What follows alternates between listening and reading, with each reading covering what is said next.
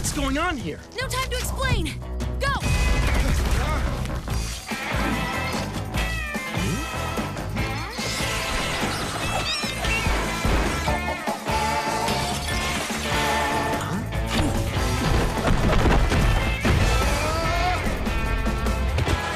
Someone normal.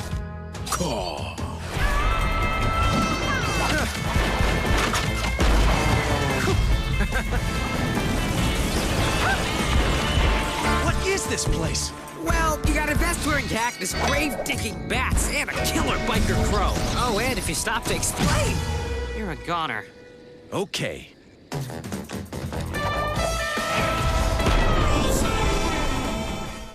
Good afternoon, everybody. Welcome to the North American Brawl Stars Open presented by Skillshot. My name is John Finch. I got Nick Pretty Hair Keo right here with me. We're going to be hopping right into this one here and right into the round of 16, so we should be seeing some really close matches right from the jump. Right, we're looking at some of these higher tier teams that you're looking to maybe take this tournament, really make a run of it. It's been a really fun ride here in the North American Open, and if you're just now joining us, this is an 8-week style format. We are in week 7, so only one more to go. This is a single elimination event, 5 best-of-3 sets for every round, and like you mentioned, competition has gotten nothing but tighter as we've gone on week to week. That's right. You're trying to make it to at least 4th place if you want to make it into some money where you get $150, though. If you can make it all the way to 1st place, that jumps up to $600 total. So not just trying to see if you can be the winner of that week and have the glory, but a little bit of cash to go along with it. Not bad at all just for an afternoon playing some Brawl Stars, Nick. That seems pretty good to me. Absolutely, and we can take a look at some of these game modes that you're going to be used to seeing and playing. Like I mentioned, each of these sets is a game mode that you're used to seeing. A gem grab, a heist, a brawl ball, siege, bounties, things like that. You have to win 3 of these sets to progress on to win that match overall and for you to get one step closer to being in the money. And one fun thing that we introduced, I think it was week 4 or week 5, I think it was week 5 actually, was bans. Brawler bans. Yeah. Right? Very, very interesting. You know, you saw a lot of Rosa, things like that. You just didn't want to deal with it anymore. You could physically remove one of these brawlers from the pool. And there's a lot of stuff that you would think that you might want to try and take away, right? I mean, there's some maps where you still think Jean with someone who's really strong. Rosa, I know a lot of the times, still can be frustrating to try and go against. That's another one that you definitely want to take off. But that was, of course, the current standings or the brackets where we're at right now. But here are those bans you're just mentioning. Sneaky Plantus has banned out the Rosa. That makes a ton of sense to me, even with some of the nerfs she's received. Then Real G for Life, they've banned away the Poco. And I don't know, you guys seem like maybe you were a little bit surprised by this one. Why are they banning this one? I love Poco, but at the end of the day, it's just that we just haven't seen him, like, hardly at all. You see Poco on a couple of sustain maps that are very, very wide open when you don't really have any cover to get behind. All brawlers can heal out of combat, but when there's not a lot of cover to get out of combat, sometimes you need Poco for that sustain. Rosa's been nerfed a lot, you're right, but she still, I feel, is strong, just in a very balanced place right now where you have to be really, really tight in terms of how you use your super and how you get in there and how you pick your fights. And as I expect some of these teams will be, even once we move beyond this round of 16, these teams will be able to hit those windows, I imagine, with that super to give her that extra shield pretty reliably at the exact right timing that you need. I mean, we've seen that shield use for, it's so versatile, I think, is what makes it so difficult to try and play against. There's some times you're using it to tank, sometimes it can confirm some kills.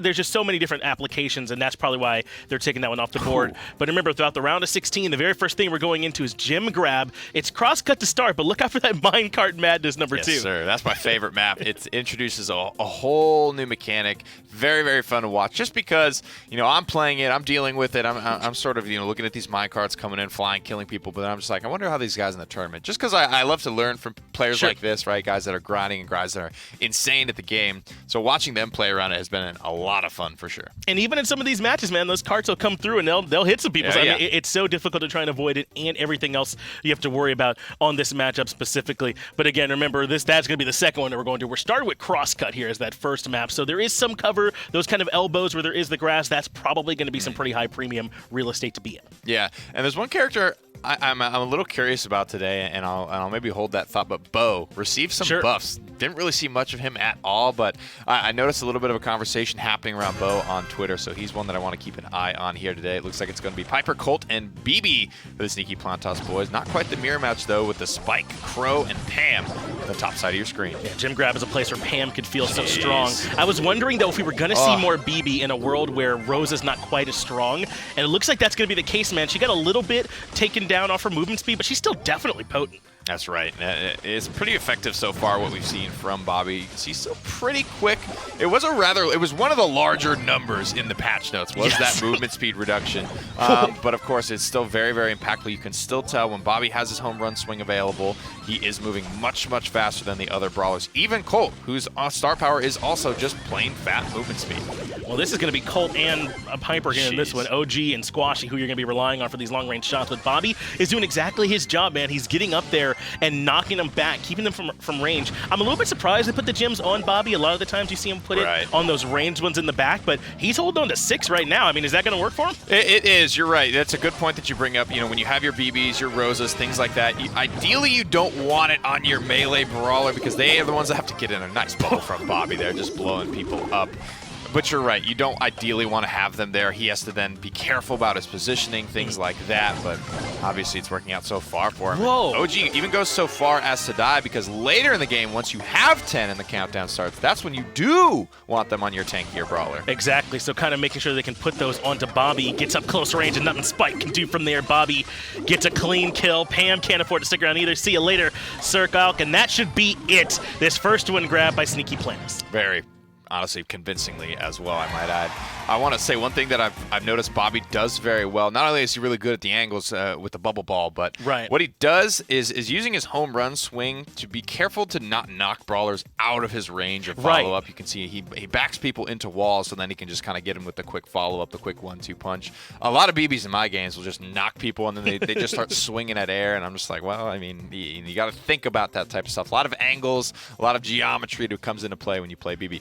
It also sets up, like you said, for the super to follow up for that, which Bobby did a lot of, hitting it off the wall so you get that second hit too. He did a very good job on this BB, which makes the job for Piper and Colt, I imagine, much easier, right? He buys them all that space, and then they're able to just fire off from range. I don't even know if we had to see Piper use the super there, like, you know, to try and reposition him. He had nothing to worry about that whole game. Not really. OG extremely good. And this squad very, very good. At the Colt and the Piper specifically, it's two of those sharpshooter brawlers that Piper is a little bit, but aren't super common, especially Colt. You really, really saw, specifically OG plays a lot of this character. These guys have a lot of storied history on these sharpshooters, and in this tournament do very, very well. Like I said, these guys, they're expecting to make it to the finals at the bare minimum. They haven't, I don't believe they've actually missed the finals. They've had some tournaments that they haven't won, but at the end of the day, these guys are always in the top 2. Well, their Sneaky Planners are going to run essentially the same comp here. They've got the Dynamite this time, but unfortunately, God's Prophecy gets stuck inside the minecart. Dynamite had a hand in that one. Good work by Squashy to grab the kill. Bobby back on the BB. Won't even let this Gene into relevancy. They already have 4 on OG. Yeah, this is kind of tough for Bobby in terms of positioning because of the Barley and the Mike. He's never really safe. They can always throw attacks over these walls and make sure they keep pressure up on him. However, Squashy and OG are just on point. Another cart coming through here. Bobby's just going to make it through with that extra movement speed. Squashy should be okay too. Gene looking for the pull there, but not going to find much. God's Prophecy will go down yet again. This map firmly controlled by Sneaky Plantas. I mean, yeah, Bobby is way up there, but he's able to keep OG perfectly safe. God's Prophecy is struggling right now. Squashy has thrown pretty much every super on this poor man every single time he's come in, just back from spawn. Lots of AoE splash damage from Dirty Mike and the boys. Bobby runs in there, gets the bubble bomb off, and takes down yet another Barley. This is the kind of tanky one in your team, though, as someone who plays like Bobby with just blatant disrespect, it feels like, at sometimes, the way that he won't even let them pass that first track. Don't even talk about center control. They can't even get it on the screen where OG is, and he's way down there with 10 gems, loving life. I mean, that's another easy win for Sneaky Planners. They're going to take gem grab. The home run swing into the minecart there, just to put the cherry on top. Bobby with some serious mastery of this character, of this angles. Loved what I saw from the mic as well. Specifically, these guys know exactly when these spawn immunity shields fall off, and that's really big because everybody kind of comes in with their blinders on, and maybe they're even less aware of when their shields are falling off. But throwing out those spicy mic combos right as the shield is falling off when they're not really ready for it, that's why you're seeing the insta-gib onto Gene 2, maybe even 3 times in a row. Yeah, that Gene did not get to work for them. I mean, I like the idea going with the Dynamite and the Barley so they could still contest from range. I just don't know if they had anyone who could match Bobby's presence on that BB in that game. That felt like the real big problem. He was able to, like you said, essentially spawn camp in that one. It's a bit of a risk, too, because like it's not always that easy for Bobby. If they don't get off to like a good start, you know what I mean, then Bobby's getting cut off by minecarts. He's having to wait his turn before crossing the street. Meanwhile, he's getting poked out by Barley. things like that. And it really kind of gets rough for him. This was a really nice bubble. Whether he meant to or not, that one triple bounces back in the direction of Mike and gets the frag. Yeah, very nice for him. And I'm sure if we asked Bobby, he would say, of course, he lined that up. Obviously. Yeah, just calculate the ankles. You know, he's done his geometry or homework or whatever he needs to. But obviously, we're going into Heist here next. We just left Jim grab that first set. Let's go down to Sneaky Plantas. And Heist can be a little bit different. I imagine the Dynamics and the Barleys will still feel pretty good on this type of map where you can get some range damage off. But I don't know if we're going to see quite as much of the Gene on this one.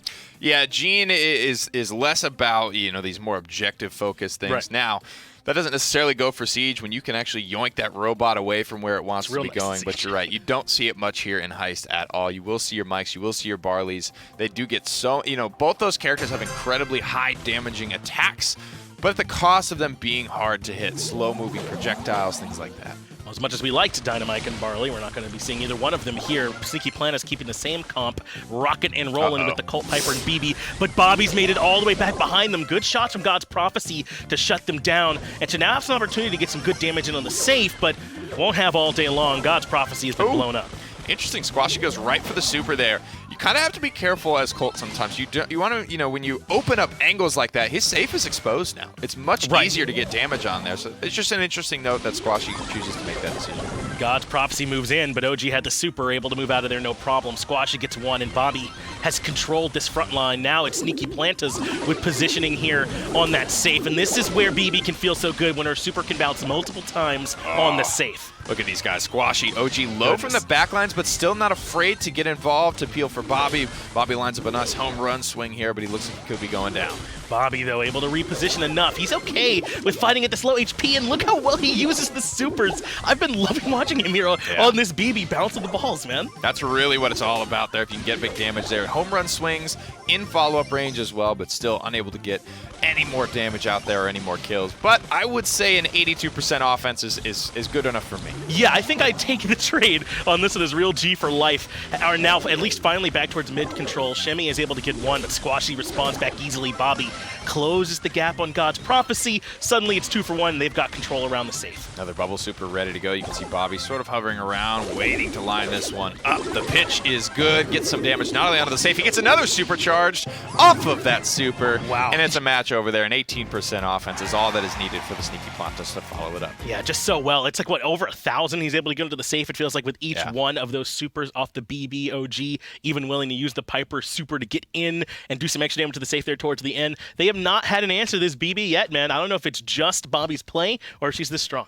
I'm seeing that kind of evolution because the Colt Piper, specifically, like I said, on these players, OG was normally the guy that kind of like got Colt going for this squad. Sure. And so now, as we've seen it across both gem grab maps, we've seen it across this map in Heist, I'm wondering if this is just, whenever possible, this is a composition that these guys love to run. If they can use the range of Colt and of Piper to get Bobby in a position to be effective, I'm wondering if we might just see this all day from them. And there's also something to be said for this is still the round of 16. As much as I think that we will see some good matches, this isn't the same as being in the finals or even semis yet. Yeah. They might be trying not to show anything off about their new strats. True. With how many changes just came through, a lot's different. We don't know exactly what the top players are going to be doing just yet. So as good as this comp is, they might be saying, hey, we don't want to reveal our full cards yet. Very, very true. There's a point in these tournaments, especially for these teams, where it just doesn't matter what they play, and they will still get these wins. It's true, man. It could be a little bit of what we're looking at here. This map needs to be opened. If they want to run that comp again, they are going to have to burn one of those Colt supers to open up more angles. But it's kind of like, once you do that, it really becomes just a completely different map. When you don't see those Destructor comps, that's when you start to see those Barleys, those Mikes, those over-the-wall type of characters. Which I imagine that we will be seeing here this time. Go ahead and talk just a little bit. I mean, it makes sense on the other side, right? The Barleys, the Dynamics. But what's going on here with Sneaky Plantas? I think you're kind of on the right track there with sort of not wanting to show things, maybe, you know, playing whatever they wanted. I love these characters, Mortis, Frank. Maybe because they're less commonly seen, but I just love what these characters are able to bring to the, especially once you get the star power for Mortis. He completely evolves. I know that's true for a lot of characters, but he's a very, very fun guy. Well, Mortis is definitely one of those brawlers that feels like he's definitely someone you want if you think you're probably the best player on the map, and Mortis can kind of allow you to get in and make some big plays, so I like that here for this team. But right now, I mean, this is overwhelming. The pressure from Sneaky Plantas is already the safe down to 22%. Yeah, able to finally get something going back for for them, but Mortis already respawned. Barley super comes out trying to find some damage. The super comes out from Mortis, healing him up. One more killing below, but he's not able to grab it. Shelly, just so much damage when she gets up close. Buff enabled on Bobby. He's going to dive in on the save. At least getting that 1 kill was important, though, because if they lost those 2 lives and used supers just for 15% safe damage, they would have lost this map right then and there. But they might still lose it anyway. Squashy moves in on the Mortis, and that's all they wrote for that safe. So far, Sneaky Planis have been far and away the better squad. You know, we say it's stylistic, but there is merits. I play a decent amount of Dynamite, so I know this pain probably more than most. But as a Dynamite, when you get a Mortis up in your face, yeah, it's almost impossible. It almost feels like Mike has like a minimum range that he can even throw his attacks. When you factor in the delay, the travel time, and then the delay in the explosion, it's just completely feels like a hard counter matchup. It feels almost like they knew exactly what we were saying here on the desk, right? Well, this would be a great place to play some Barleys and some Dynamites. Yeah. And they were like, well, then I'll play Mortis, right? And get up in their grill, and good luck responding. And just like that, we're done with Gen Grab, done with Heist. Time to move into Brawl Ball. It'll be Sneaky Field first. And I don't even know if you're real G for life. I mean, can you even get your feet back underneath you? There's so much momentum so far from the Sneaky Planis. Probably not. There's a lot that you have to now think about, like what could they be running? Are they running stuff just to counter us? Is this just style? This is what makes this such a deadly team, is because they can run so many things. It's very hard to get a read on them. Yeah. And this is all blind pick, guys. This is not like a draft where you're kind of seeing this comp as it's being built. And more new brawlers coming out here from Sneaky Plantas. Well, Koji is, or rather OG is back on the cult. That makes some sense. But Primo going to be coming out, making some noise for Bobby, up against the BB this time, and clearly comfortable in that matchup. Yeah, definitely. Squashy on the Crow as well. Crow is one of the very, very rare brawlers, I think, to see at this point. Bobby has the super kick available, but also 8,000 HP. He might just go and walk this one in. Forces out the super, though, from Serial on the BB. That does at least set up the kill onto Bobby, but still ball control favoring Squashy and OG here on Sneaky Planis. Might even be able to look for a cheeky shot, but Serial Kill was ready there to try and knock it back. And they still weave it in anyway. OG gets the shot. Wow, it actually looks like he may have banked that off of this kind of backboard that's more towards midfield. The full dive comp, look at that. Oh my god, it's a thing of beauty, but they left the ball behind. Well, they are at least should be able to find this kill here. Squashy on the Crow makes it work. But yeah, man, I mean, that and Sneaky Planis clearly, I think, just have the freedom to do whatever they want. Right? So much mobility. The intergalactic elbow, look at that. The free dive from Crow as well. Gets a decent amount of damage out, but no kills at the end of the day. Interesting pick on this Crow, but this is one of those, I feel like, one of those modes where we do see some Crow, sometimes see some Spike here too, where they can get a little bit of value here, but now with this essentially opened wide up, OG can look for the shot. Can't quite weave it in, though. Good defense there from Serial Kill. Yeah, nice try. And Squashy doing a good job, making sure that he keeps people poked out. Keep that Crow poison applied. You not only keep these brawlers in combat, you set yourself up for the dive when they get lower, because you are still squishy. It's very counterintuitive at times. Crow's squishy, but also does his best damage when he's up close. So it's all about poking and those long exposure team fights. Finally, it's real G for life for the ones with an opportunity, but unlike Sneaky Planis, they haven't broken any of these boxes yet. Finally, the Shelly goes for it, but pays for it with her life. Bobby gets one, Bobby gets two. Wide open shot on gold. He's even holding it. Why bother at this point? They're already up 1-0. Yeah, they do this. Sneaky Plantas, when they're in control of a Brawl game. Almost. Saves it there. Knew he had the angle, but just needed to wait for it a little bit more. I like this. Nice try there. You see, you get the kick, then super to follow up the kick, so you can almost pass it to yourself in a sense. Right. Well, Bobby goes in and clears some space for OG, who is trying to get some out of combat healing. Able to get this ball bouncing, but props, he's not going to let this go. But at this point, this is really all Sneaky Planis want to do. I mean, even get that goal or not, they're up 1-0 and they've done enough. Though here's a chance from Prophecy to get in and force overtime at the last second. Sneaky Planis might have bit off a little more than they could shoot. Yeah, I think this might be one of those counter chickens before they hatch sort of situations for Bobby. He has the super kick available. He has the mobility option. Squashy gets his supercharged as well. We'll see how Sneaky Planis want to use this with the first pick. Well, if all the obstructions moved and the team with Crow, the team with Colt on it have got to be feeling pretty good, right? They're so strong from range, and sneaks the shot past the BB. OG scores, and that Sneaky Planis still getting the win, though they maybe put it in a little bit more doubt than it should have been. I like it. At the end of the day, though, those are some of my favorite shots where you kind of cut across the field. It almost feels like an outside foot sort of kick back Sure. to the left corner. Very cool stuff there. And I like they go for the style. They really do Yes. at the end of the day. Brawl Ball has made some of the best moments in this tournament, and a lot of that has to do with these players sort of putting their own flair on it. Yeah, this is Prophecy coming down and keeping this one alive for Real G4 for life. It looks like he jumped up over it? I'm not sure what the end-all be-all thought was there that he was trying to go for. At the end of the day, if I had to guess, it would be that, this player has the HP advantage on me. He is, to be safest, going to just try and walk this one in. Because you can't steal the ball unless you have some type of CC-oriented super, which Crow does not. His best chance was to just blow that Shelly up, which made his best chance to just literally super right on top of her, but he also opened up the goal when he did that. Fast enough reactions from the other boys and managed to get that overtime. Well, just like that, we're in set 3 on the second map, and at this point now, with the way that Sneaky Planners have played it, this is it for Real G for life. If they want to keep this going, this match going, then they've got to win right here on Pinball Dreams. It's just that based on what we've seen so far, it's going to be a real tough ask for these guys. Let's move in. It's Crow. It's Frank here for Sneaky Planters, yet again trying stuff different, but I love the spike and BB coming out from Real G for life. It's OG on the Frank.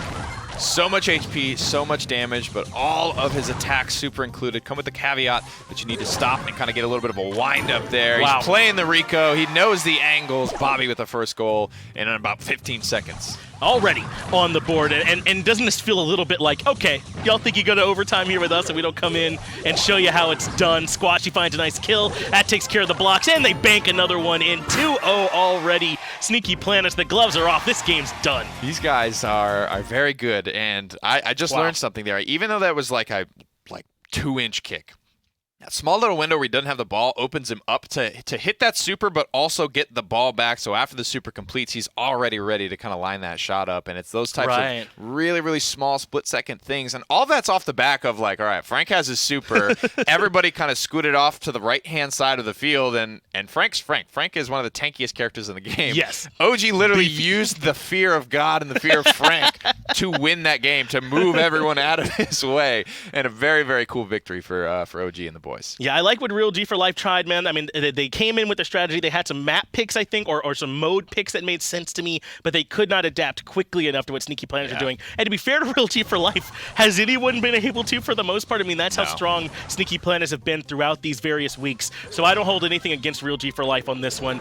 Did good, I think, just to get into that overtime. Yeah, really, really nicely angles played here. And now watch what I was talking about with OG. Quick shot to the right, immediately into the super, so by the time the ball gets back to him, he's already good to go, and he just kind of looks at Spike during the stun duration as he lines up the shot to win not only that game, but the set and the match as well. And the way that Sneaky Planners have played for me is that they play with this pressure, whether it's the Spike, who wants to try and set down those Spikes, obviously control the space, or the Barleys and the Mikes, who want to be able to move up and try and control space. They never let you set those kind of characters up. They're right in your grill from minute 1 in the game, and in those kind of characters that like to sit back, they never got a chance to do it. Yeah, and you definitely got to give them some credit as well. You might say, oh, why doesn't everybody just do that? Because there is a risk associated with that. We've seen, especially when Rosa was meta, you really learned she was very, very strong, so you could make her work on some not-so-melee favorable maps, and that's where you really got to see where the line in the sand was in terms of, how well can a melee brawler work on this map, and what are the risks if it doesn't? And that's right. It doesn't always work exactly like that. Probably won't see them playing quite that same way if they make it to quarter semis and beyond. We're going to take a quick break, though, get everything ready. We'll be right back with some more Brawl Stars.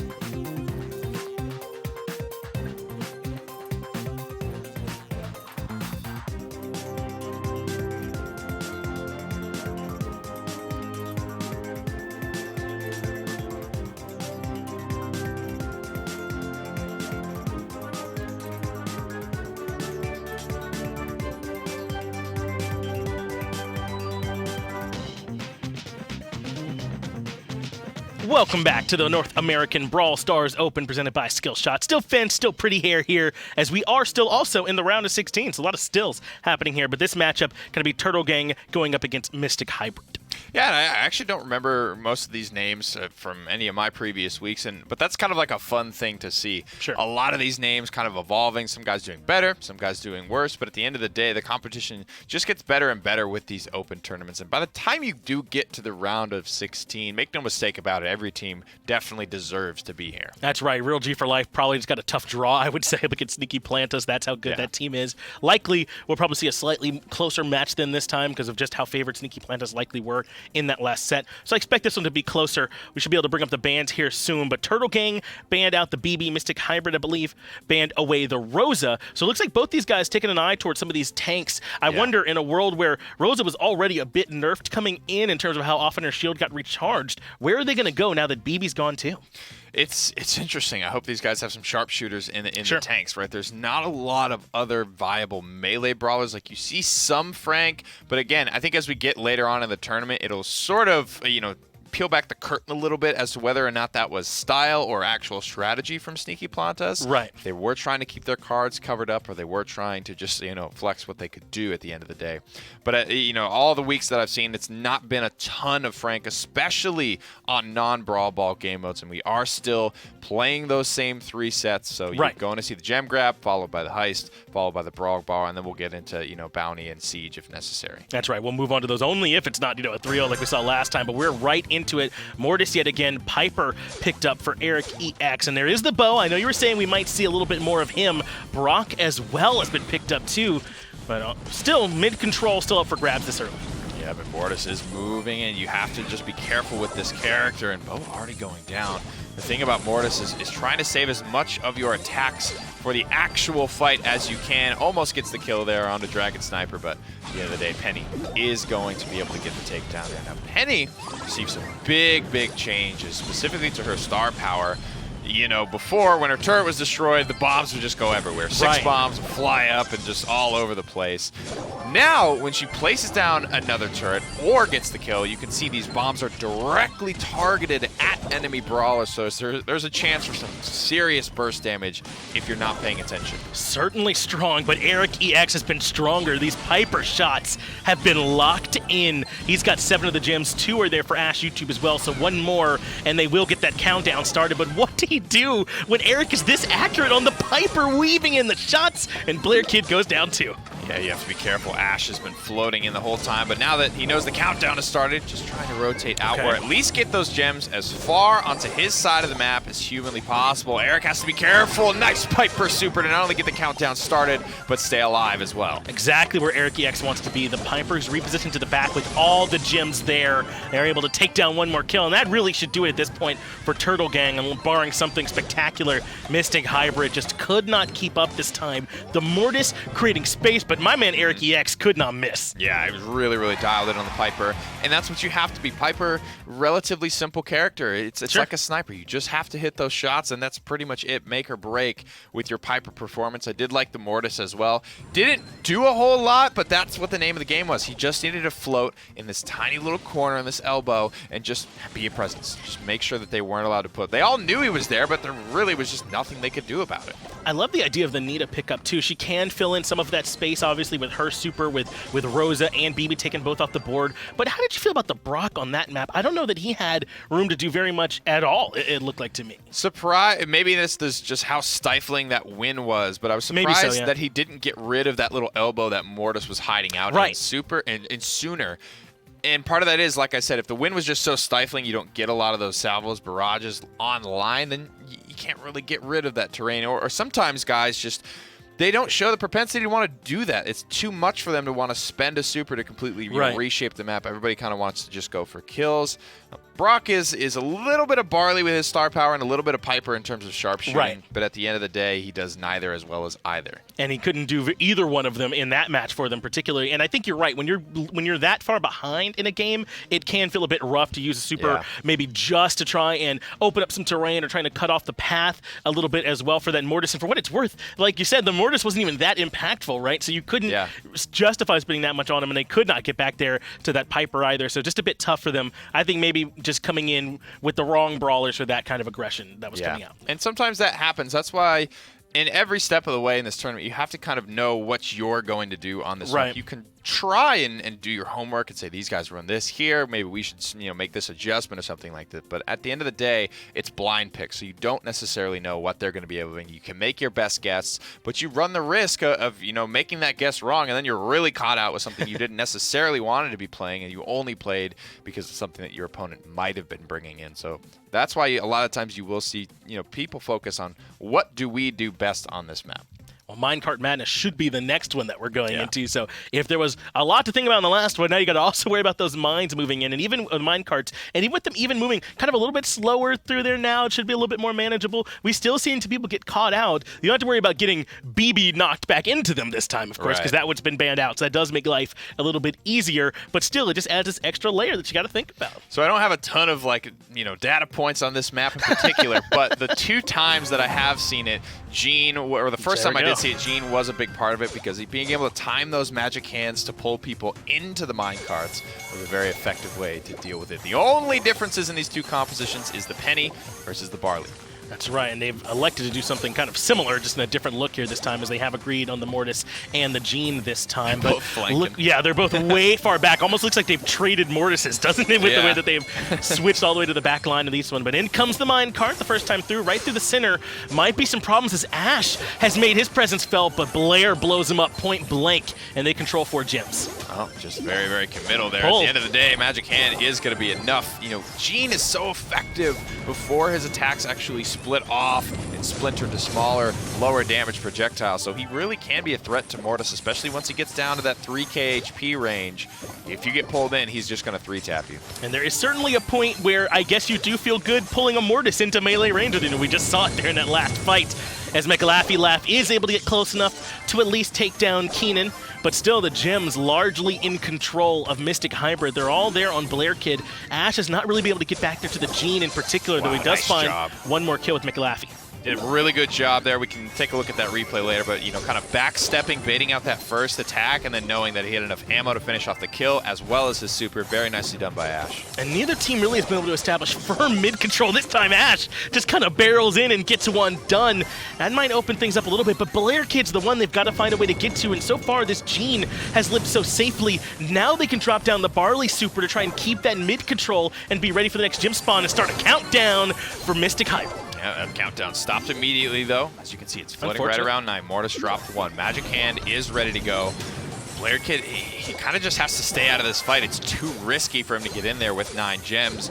At the same time, you have that paradox. They need one more to get this started. Magic Hand pulls him in. That's sick. All 10 gems now on their side of the map. Wow, Eric EX, man, he knows that he has to hit that pull, and he absolutely does. And now it's suddenly disaster for Mystic Hybrid. It's 17 gems spread out here on the side of Turtle Gang. McLaffy knows he has to try and force his way in, but there's 13 in the bottom corner. Just off that play from Eric, Turtle Gang win this map. It's tough, and that's the balance that Blair Kid was doing a good job sort of striking at the onset. Is like, yes, I have these 9 gems, but I'm also the Magic Hand for our team. Ideally, they probably would have wanted those on Barley, so he could just kind of sit in the back and continue to do his thing without having to get in there and take any risks. This is that backstep. Look at how low Ash was, I was saying. Right as he comes up, backsteps, dodges, goes in, supers him, wins the trade. That was very, very nicely played by Ash. And that's the type of stuff you literally have to know how to do with Mortis, because I'll tell you, my first couple games with this character, I was frustrated. It can be tough trying to get Mortis value, but I mean, it has been opened up a little bit by the bans. Obviously, I think has opened it up some here in this mode, but just also some of those balance changes as well. You're going to have to, it looks like, get comfortable playing at least a little bit of Mortis. But this is the thing about Gem Grab that I feel like can be tough. You have to start from minute 1 planning who you want to hold your gems, because you can't like trade them or hand off some to your friend or anything like that. I mean, once it was the Gene that had started to build them up, they kind of were committed to it. Another fun part about Minecart Madness is you could suicide in a I guess so, yeah. and theoretically get a little exchange going for yourself. What we've also seen players do is if they die very safely on their side of the map, just leave the gems there. Right. Like, don't risk it. Don't grab them. Don't carry them. They'll remember how many are back there at the day. Go out and grab another 3, then go back to their their safety bank, their safety deposit box, all the way on their side of the map and restart that countdown from there. But none of that sort of funny business put into play in that game. Well, we just had some fun on Gym Grab, but we're still not done yet. On to Heist, we end up going here. And Nick, what kind of stuff do you like to see, I guess, from these guys on Heist? We've seen a lot of Bull on Heist last week. That's right, we did, yeah. This character is one that, has one of the highest HP counts in the game, but also does some of the most damage. If you can get him close enough to his target, that's the caveat, is he's extremely close range, and his star power makes him all the more a scary target in Heist because of that 40% attack speed, or reload speed, I guess, at the end of the day. He's pumping out shots that much more often, and when he's sitting there doing, north of 2,500 damage to your safe with every pull of the trigger, he's very, very scary in Heist. We didn't see any of him last time. Good call here, though, right? But he's here in spades, and as well as Daryl. Daryl's like a mini Bull, basically. Doesn't do quite as much damage, but he gets his super up more reliably and does more reliable damage from distance. Well, Keenan moves in first, but it's Ash yet again on this Bull who finds their first kill, and that does set up some room for Keenan to go aggressive, but it's so hard to fight Shelly at that range, man. She just turns around and pops you. You can see the star power for Daryl is to get that almost Rosa-like damage reduction shield, but it literally just didn't matter. Getting in range of Bull Shelly is impossible. Nobody can survive that. Maybe Rosa for a little while, but this is a hell of a lot of damage. Keenan's going to try and get in there again, try to make his way to the save. Damage reduction saves him from the Shelly super, but ultimately he will still fall. I like the idea, though. He was going to have Eric EX there for the follow-up, and maybe he could pull him in. It just wasn't enough. Blair Kid ends up falling, and Dragon Sniper is going to see if maybe he can break some terrain. I like the idea. Doesn't quite get enough, but he's still getting plenty of good shots off on the safe. And this is it. You can see 2,800 damage. Not bad. 30% of the safe damage. This matchup is going to be so hot and cold. These guys don't have a lot of range outside of the Ricos, but when they do manage to get on the safe with these shotguns, they are going to do monumental amounts of damage. And Bull sometimes can kind of be dual purpose, I feel like, on Heist. He can be the one that can prevent you from getting in close and doing safe damage, but he's the one who can also just dash in with that super, and just like Ash YouTube's doing now, and start reining in the damage, already starting to equalize things out, 56%. Really nicely done. Keenan follows it up. Everyone's eyes are on Bull. Meanwhile, Keenan and Eric are getting in position. Another Rico super rips through, even more damage done, 60% in total. Eric EX got a nice shot there at the back end, but Blair Kid not to be outdone, showing some of his own angles here on this map and getting those bounces in place. But now this could be potentially trouble for Turtle Gang. Dragon Sniper, the rest of Mystic Hybrid, they've all got supers ready, but they have to watch out for this poke coming through from Eric. He gets the kill. Big Rico super. Everyone's falling low, but they manage to get the kills. At the end of the day, Shelly's moving in. She wants to clean this up. Big super hits 3. The follow-up is good. Recharges her super. One more shot. That's actually huge. Now they have an opportunity to get some damage in. And Dragon Sniper's the one that can open up the door. In they move, and it's a race to see if they can get it below 40%. They got it down to 39. That's enough. Turtle Gang, at the last moment, that one ends up getting taken away. Oh my God, I don't believe it. It's a 1% margin, but that dive at the last second is enough to get it done. Absolutely nuts from Mystic Hybrid. Yeah. That's the type of stuff that you expect out of a Heist, though. It can be so marginal. And that's what Shelly can do for you, man. I mean, you don't even need to know Brawl Stars to know that a shotgun against multiple enemies is just good news for your team, especially if they're kind of low HP. She got some critical kills on that last push, opened up the door for Dragon Sniper to move in with that super. Really, really good stuff here, and you can see it. I don't know. That was the question mark to me. I don't know what the deal was with that Daryl super there from Keenan, but it almost kind of baited everyone in and up close, and that all kind of started the big snowball that was it. And that looked like literally one bullet from Rico after the super snuck through it and was enough damage to sort of tip that in their favor. Finally, a game up on the board, though. Yes, a much-needed one here for Mystic Hybrid as we move on in to Rolling Rumble. This one does have those walls right in front of the safes. We talked about this a little bit last time, about how in this matchup, sometimes the Barleys and Dynamites can be a lot better, or you need someone who can destroy some of those obstacles and make it through. So we might still see some Bulls, just like we did last time. Yeah, it's interesting, right? Because you're seeing such differences in the compositions, which almost, especially from Sneaky Plantas, which again makes me think about our point earlier of like, is this style or is this just trying to keep something covered up? Right. Granted, these teams are evolving. Balance changes are happening, every couple of weeks for Brawl Stars, so people are trying out new things, trying to figure out what is going to be strongest and not stagnate too much. Same composition run, though, from the Mystic Hybrid squad. Turtle Gang, though, switching things up just a little bit. That's right, they've got the Nita this time. That makes some sense. You can drop the super in. That gives them just one extra presence with which to move and try and push past into these safes. But hey, man, with the way that Shelly Bull combo worked last time, I wouldn't want to switch off it either. 1-for-1 trade, Eric EX still standing, but it's Dragon Striper nearby. But this is where Barley feels pretty good. Really, really nice accuracy from Eric here.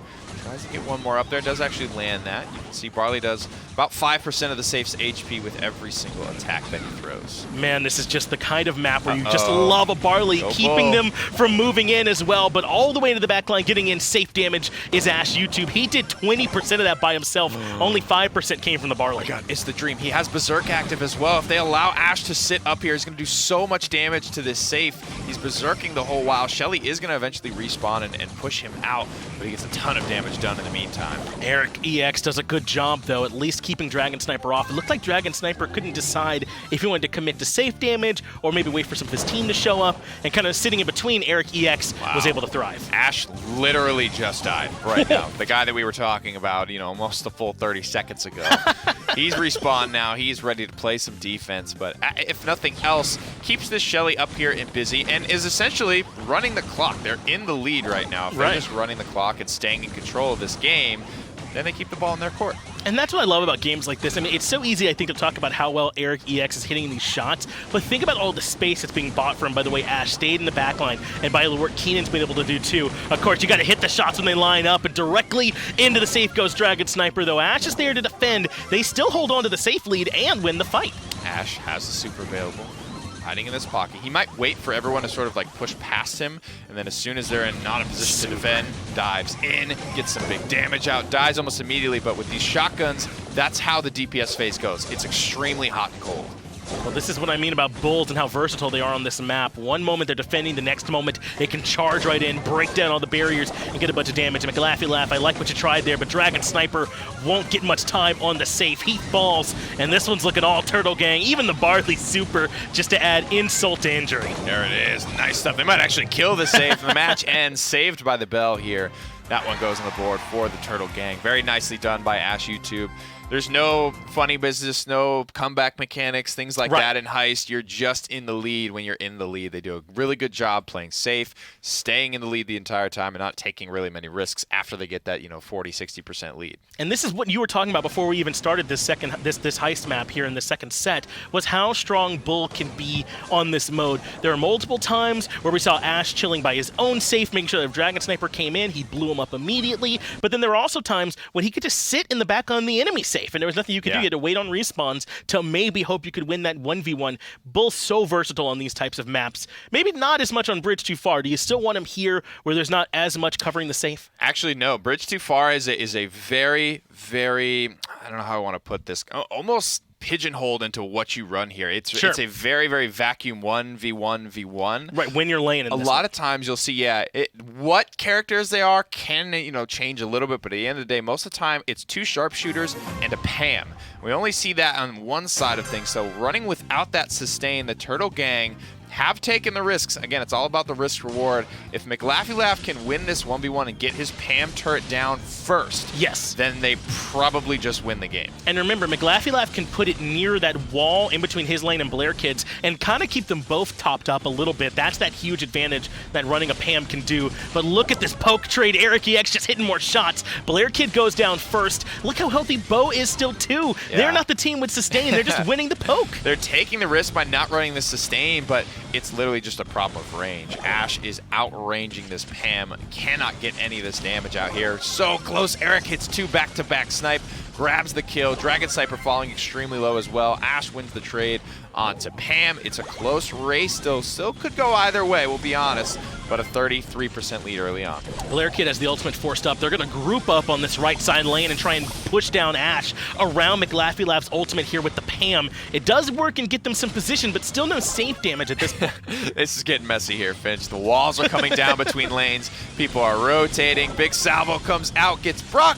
Does not get Pam, however. Ash makes the rotation, misses one shot, hits the second one, though, and now that turret doesn't heal anything.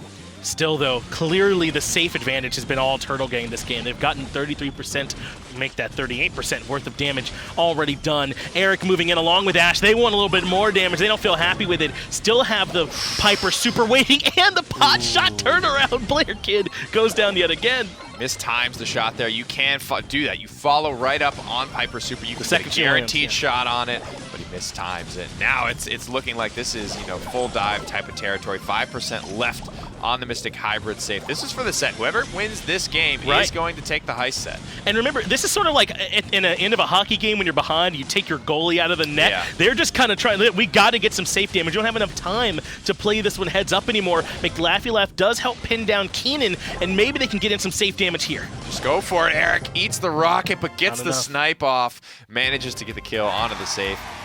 Kind of sloppy down the stretch there for Turtle Gang, but they had a really, really good early mid-game and managed to kind of just close that out with the colossal lead that they had already built. And that's just kind of how bridge too far can be, because it is that 1v1 in each one of those lanes. Once you start to get some safe pressure, it does kind of change things up. You don't feel comfortable playing it slowly anymore if you're the team who's behind in safe damage, and I think that's ended up happening to Mystic Hybrid, kind of squandering that earlier when they got on the other map. Managing to abuse the range. Bo does a nice job. Like I mentioned, we don't see a ton of Bo, but just a small little bump to his attacks, and people might be starting to look at this character a little bit more. Star power is pretty niche, and this is all stuff that is why I don't think we see too much of Bo. The star power is kind of niche. You needed like a bushy map for that to be valuable. Sure. And we've seen a lot of people just circumvent the need for that by running stuff like strong melees, Snake Prairie, right? The whole map is bush.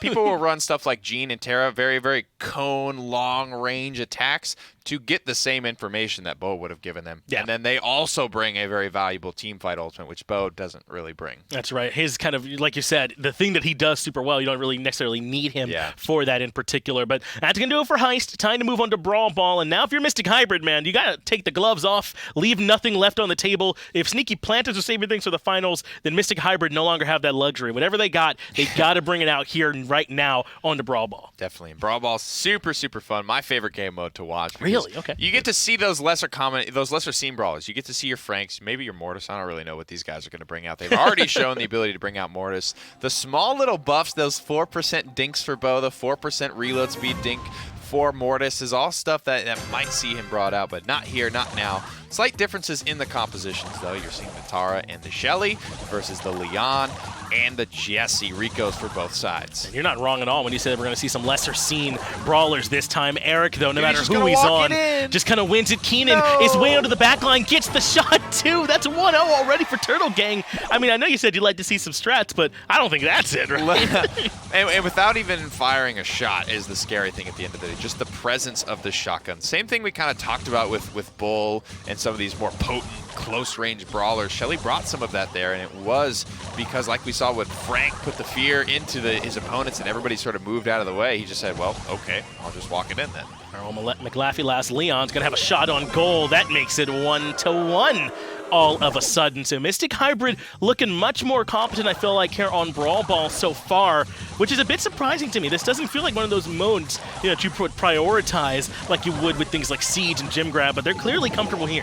There it is. The Gravity Well comes through as well. The Shadow Clone out from Tara, starting to do some damage to this Rico. Everyone is alive at the moment for the Turtle Gang. They're trying to move up, trying to get some field positioning. Nice juke there. Makes some space, tries to get the kick on a goal after it, but won't find a home. And that's interesting. Did he bounce it off of it and then shoot it down so he'd get the ball right back? Well timed, if that's the way that Keenan did go for it. Have opened up for them to have complete control of this top side of the map. Just now, Mystic Hybrid working purely off respawns, and Ash able to force it in.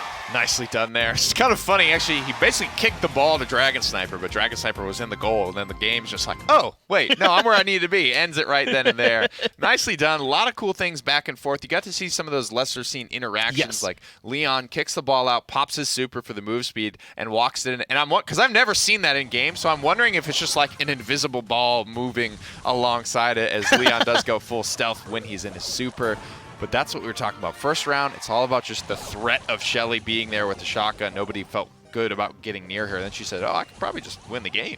And that was the backbreaker, too, was giving up that easy goal for Keenan, because I think you could be forgiven for losing this second one here. I mean, this was just really Turtle Gang playing very well around their supers and kind of brute forcing the ball in. But in the second, on that first goal, though, when you put yourselves at such a handicap in that kind of way, then it can be so hard to win the map. And just like that, we're on to Pinball Dreams. Yes, we are. Kind of a similar flavor of map. I don't know if you'll see too much switched up here. You still have that sort of backboard. You still have a little bit of the bushes in the middle, but ultimately some longer lines of sights and some interesting angles to play. So definitely expect the Ricos to be run back here. Sure. What we saw was feeling a little bit more flavorful in terms of that first map, so I don't know if they're going to run the same things back. We did see Sneaky Plantas change things up a little bit from maps 1 to 2, so maybe some of that here. We saw some Frank, at least from them. Maybe we'll see that one here as well on the second map. When I was watching in week 5, I did see a good amount of Spike here on this map, so maybe that's something that could come through. I mean, I think her area control can be really strong, so that's always one more, I think, to keep in your back pocket whenever moving into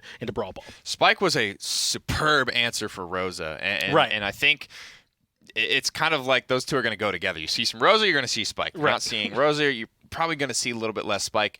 The early couple of weeks in this tournament, it was just like, big boys. Bring the big boys to Brawl Ball. They brought, 15,000 HP, 16,000 HP out onto the battlefield.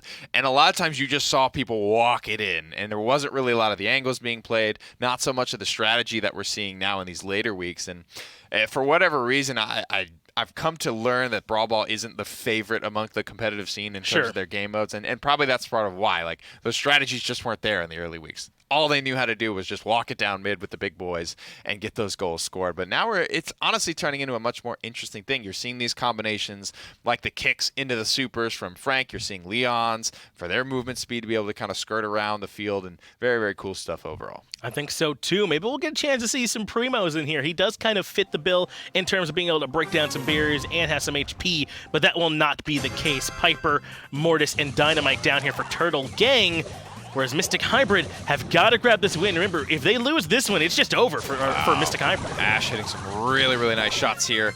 The early onset, Mortis' dive, unsuccessful, but Ash has cracked home every single shot so far. Ash might be looking to destroy, wants to play the angle instead of destroying that backboard to make an easier angle. Literal 1 HP living. Darryl goes down to the Mike Super. And correct me if I'm wrong, but Ash hasn't been on these sharpshooters so far today here, right? He's been on these sort of melee tanks for this team so far, so I love the versatility Ash is showing here for him, as Eric has normally been the one that's been on the Pipers. Slow and steady here with a dive from Dragon Sniper. I don't even know if Piper's going to be respawned in time. Dragon Sniper's going to be able to walk it in. Wow. Because the closer you get to Piper, the less damage she does, so that's why he's not so worried about just walking past her. Great work there by Dragon Sniper to be able to just kind of barrel right on through. And Turtle Gang, I mean, that's how Brawl Ball can work sometimes. They had the ball up near entirely in a Mystic Hybrid's half of the court for that whole map, and then all of a sudden Dragon Sniper is able to get the ball, push past, and no one's there to defend. Super kick just to get the pass up to Keenan. He's got the Mortis, he's got the mobility, but all that control, it gets nothing else done for it. 2 men down, Dragon Sniper moving in. Mike Super completely whiffs. This is not a good spot to be. And I feel like that last fight is exactly why we see Tara get picked on this map sometimes. She can feel that strong. Ash just kind of clearing the ball away, trying to buy his team some time to get Eric respawn, but yet again, Dragon Sniper forces his way in, but the ball removed. Critical play as Eric gets traded out. There it is, deep in the goal. Dragon Sniper is still going to get that kill, but Keenan, he's off to the races with this one. Mortis has the ability to kind of do what Darryl was doing. You shoot, sprint, to try and get yourself some mobility and ball clearing ability. But Dragon Sniper is just having his way with the squishy backliners. Yeah, and this Piper pick hasn't had as much room to look for the snipes as normal. Ash does finally find a nice shot on the back end, but it feels like with how kind of cramped this was before all the barriers got destroyed, that I don't know if the Piper had as much room. Yeah, definitely. You can see this is...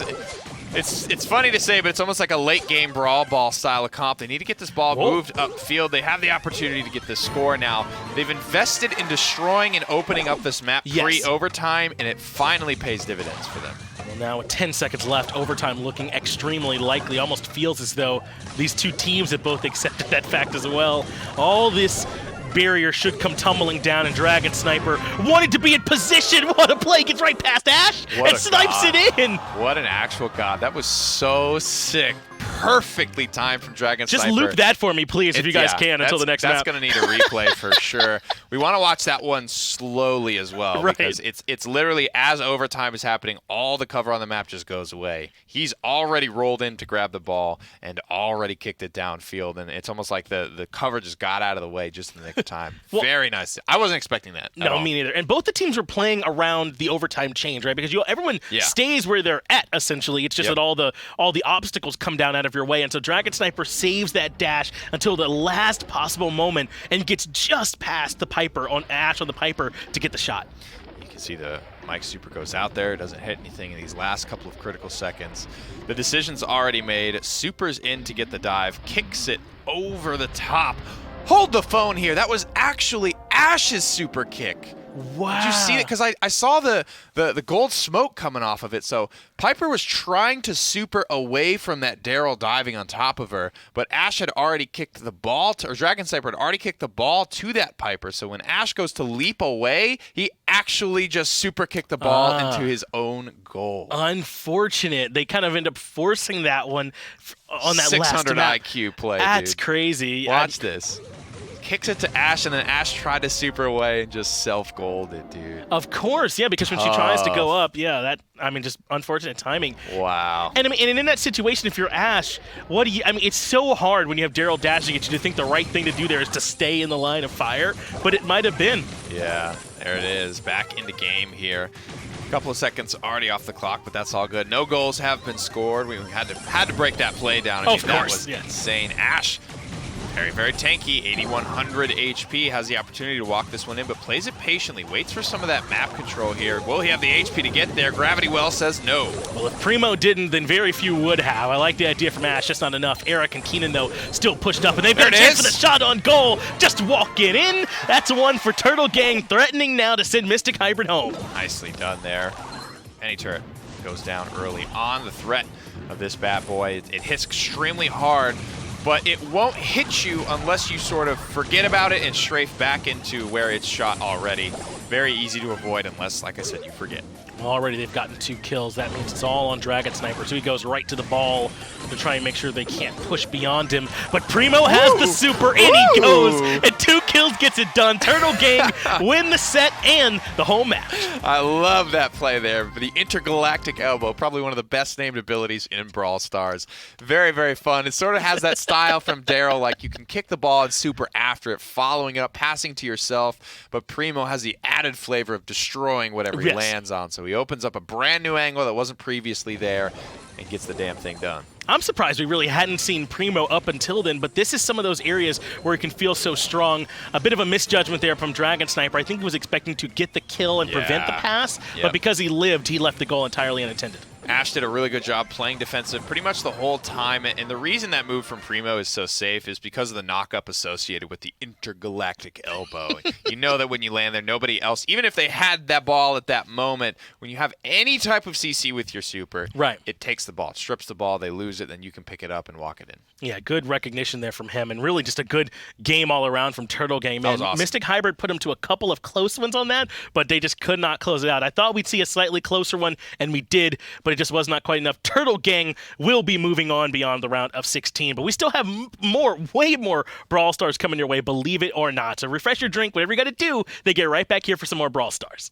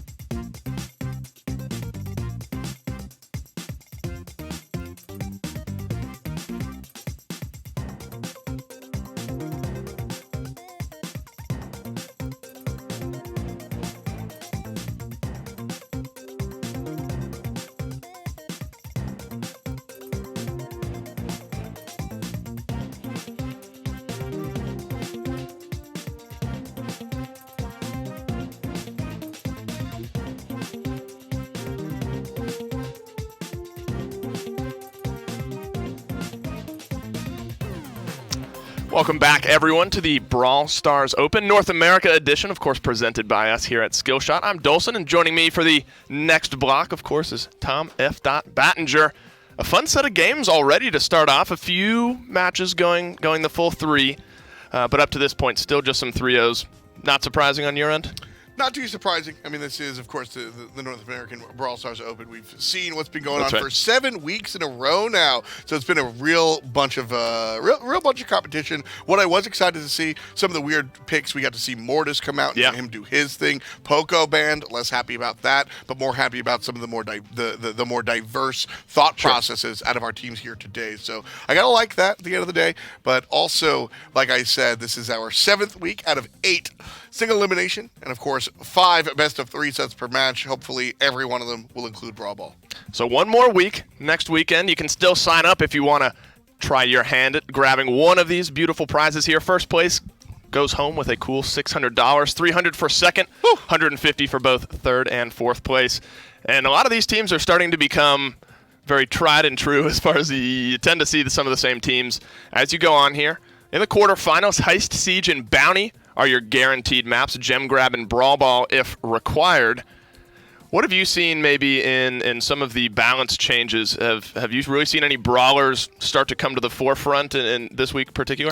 Well, I think we've seen a lot less of some of the Rosa. Obviously, she's been banned. We saw that last week as well. But also some of the changes have also increased some of the other characters that we've gotten a chance to look at. A lot of Rico kind of showing up and being like, hey, don't forget about me. And honestly, the damage has been really kind of nice looking at what's been going on with some of these long-range shots. You look at Heist and Siege and some of the other options as far as the maps are concerned, and some of these teams bringing out the lower-end selections is why they find the victories. Sure.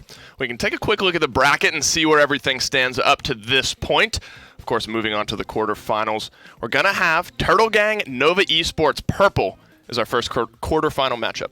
And just to note, Stupid Man Carries making their way through. Just Muckin, also worth noting, on their way through. But Turtle Gang versus this Nova Esports Purple is an interesting matchup. Nova Esports, either purple or white, have been doing a fantastic job each and every week here in the Brawl Stars Open. Watching them go head-to-head against whoever has been really, really tough. Right. Sticky Planters, of course, well, they've won not just once, but twice. And the Nova teams, I think, are pretty tried and true. You expect them to be in a lot of these later rounds. Notably, Rosa getting banned out this time around from Turtle Gang. That's not so surprising. But on the opposite side, Spike getting banned out. Does that raise your eyebrows at all? Not at all, and I'll tell you why, Dave. When we looked at what was happening the past couple of weeks, we're watching teams kind of pick up where they left off as far as, well, we just brought Carl and Rose to every party. Right. What do we do now? And it becomes less about raw power. Carl and Rosa are just raw, powerful characters. Spike is a character that's going to bring utility, and if you're able to take utility out, then you just bring brawn on brawn. It's a little bit easier. Well, of course, on this map, you just get the generic 3 lanes going right down the middle. Ash is going to be leaning on the bow this time around to leverage a little bit of that range advantage. Of course, Piper for Shadow Jutsu. On the opposite side, a couple of Brocks in this game as well. I tend to like the draft from Nova Esports a little bit more. Yeah. They have the Pam there for the healing. You've got 2 long-range brawlers and then sort of somebody else. No. And so on the side of Nova Esports, you've got 2 long-range and then Portal on the healer. Turtle Gang opted for the BB instead of the healer. So a little bit more outright offense on the side of Turtle Gang, but that's if they have the opportunity to be offensive. Tyrant Star right here just kiting Keenan real well. Long-range shot going to be missing. Eric on the other side, landing every single one of them. Now so important. Shadow Jutsu was on the winning end of most of those trades, getting so much damage in onto the safe of Turtle Gang. 12 to be exact, but so much damage getting returned in now. Shadow Jutsu with the super goes up and over, but puts himself right in the path of danger, going toe-to-toe with Ash in this case. Portal, Tyrant Star, looks like they've regained control of this mid area, though. And this is where Nova Esports Purple is going to be real powerful. It's when Portal's able to just lock down and do what they do. But that's that caster's curse. Portal locks herself down as Turtle Gang gets the flank victory on the other side. And I think that's a map where you, at the end of the day, I mean, you know, there's environment, there's destruction, but it's truly just a 1v1 sort of. I mean, you know, some healing here and there, but whoever tends to get the best of a lot of those initial engagements right through the middle kind of really dictates the way the match goes, more so, I would say, than some of the other maps. I mean, right here, Eric gets to kill on a Shadow Jutsu, and that opens the left side. But also, Keenan is just dealing with Tyrant Star this entire time. I mentioned that Tyrant Star was actually kind of kiting Keenan, and that's all well and good. It doesn't matter if Keenan's able to find the shot. What matters is that Keenan's not involved with the rest of the squad. Becomes a 2-on-1 power play in their favor. Game goes into the other direction. Pit stops our next map. It's just that easy. And this is, I would say, a pretty similar map, a little bit more environment, grass-wise, some trees as well. But as far as that sort of triple lane composition, that you're going to be looking at something very similar this time around, maybe, as what you saw on the last map? I think so as well. I think that the last map definitely brings out a little bit more of the straight-up Piper and the straight-up Brock conversation. But when we see some of these other maps, like you said, with a little bit more environment, I'm still looking at Piper and Brock, but for very different reasons than we saw in game number 1. Why do you look into Piper? I mean, obviously the long range, the positional advantage that she brings is really just enough, I think, to give her the advantage. Then, of course, the star power is so important on maps with a lot of grass as well. And right there, the super is really why I'm still looking at her. I mentioned 2 different reasons. Match number 1 is what you were mentioning, the star power and the long-range attack damage. Match number 2, when we changed maps, I'm looking at Poppin'. The ability to break open some of the structures that are going to be blocking her line of sight. That's what Piper wants to do. Same thing with Brock. He wants to break up some of those obstructions that break up his line of sight. So 2 of the same players that we saw in game number 1, but for very different reasons. And she's a pretty multifaceted character with Poppin', that super. I mean, you want, in gem grab specifically, you like having the gems on her, but the mobility that it provides as well, not only the environment destruction, but allows a Piper player to play just a little bit more aggressive, utilize that as maybe a get-out switch at the end of the day. So a champion or a brawler that we've seen a lot up to this point. I expect to see her a good bit more throughout here. Of course, Turtle Gang, off to a hot start here, 1-0. Piper also a character that we just see more of as we get later into the tournament, because as I give my real deep analysis, she's hard. So the earlier characters, the earlier players in the open tournament might not have the prowess that you need to really rock out, because at the end of the day, it's a long recharge timer, it's a long shot, but if you hit it, you're doing half of a brawler's damage. So as we find players more confident in their own abilities, we see more and more Piper. Shout out to the fact that we see 0 Piper here. Perfect timing on that one. Pretty much a mirror matchup, exactly a mirror matchup. Some Bulls, some Barleys, and some BBs as well. All the Bs across the board here, and this one, early super, comes out from Shadow Jutsu thanks to the 1 kill. They need to answer back here. A team like Turtle Gang, very momentum-based. If you let them get too many wins in a row, things could get out of control here. The early kill, the early positional control going over the way of red. Shadow Jutsu gets in a really nice position, but didn't have the super charged, so wasn't able to do anything with it. Instead, Keenan answers back quite nicely. Nova Esports Purple getting some good shots onto goal, largely Tyrant Star tossing those mollies over that structure in front of the safe. And so 67-100, I mean, Nova Esports Purple really doing it to him, and Turtle Gang really have yet to answer. More damage ticking away, already down to 38, 33%, 26. I mean, that is melting so quickly. Porto was able to drop his shoulder, open up some of the space at the front here. He's going to do it again. He's just going to plug out damage. He's not going to win the game, but they realize 1 or 2 Barley bombs, it's going to seal the deal here. So Nova Esports Purple looking a lot cleaner this time around. Shadow Jutsu trying to play defense, emphasis on trying. It's pushed into the corner, likely going to fall down here. Keenan, 1 shot, 2 shot. Here comes Portal. That's going to be it. Barley with the damage. 100%. Nova Esports Purple don't even have to fall back. No defense on their side. We're tied at 1. That was even more controlling, honestly, than Turtle Gang were in the first game. They did not let them really leave their base much at all. I think Portal used the supers on the Bull this time around very effectively. Of course, when you have the Barley anyway, you don't necessarily need so much of that environment clearing.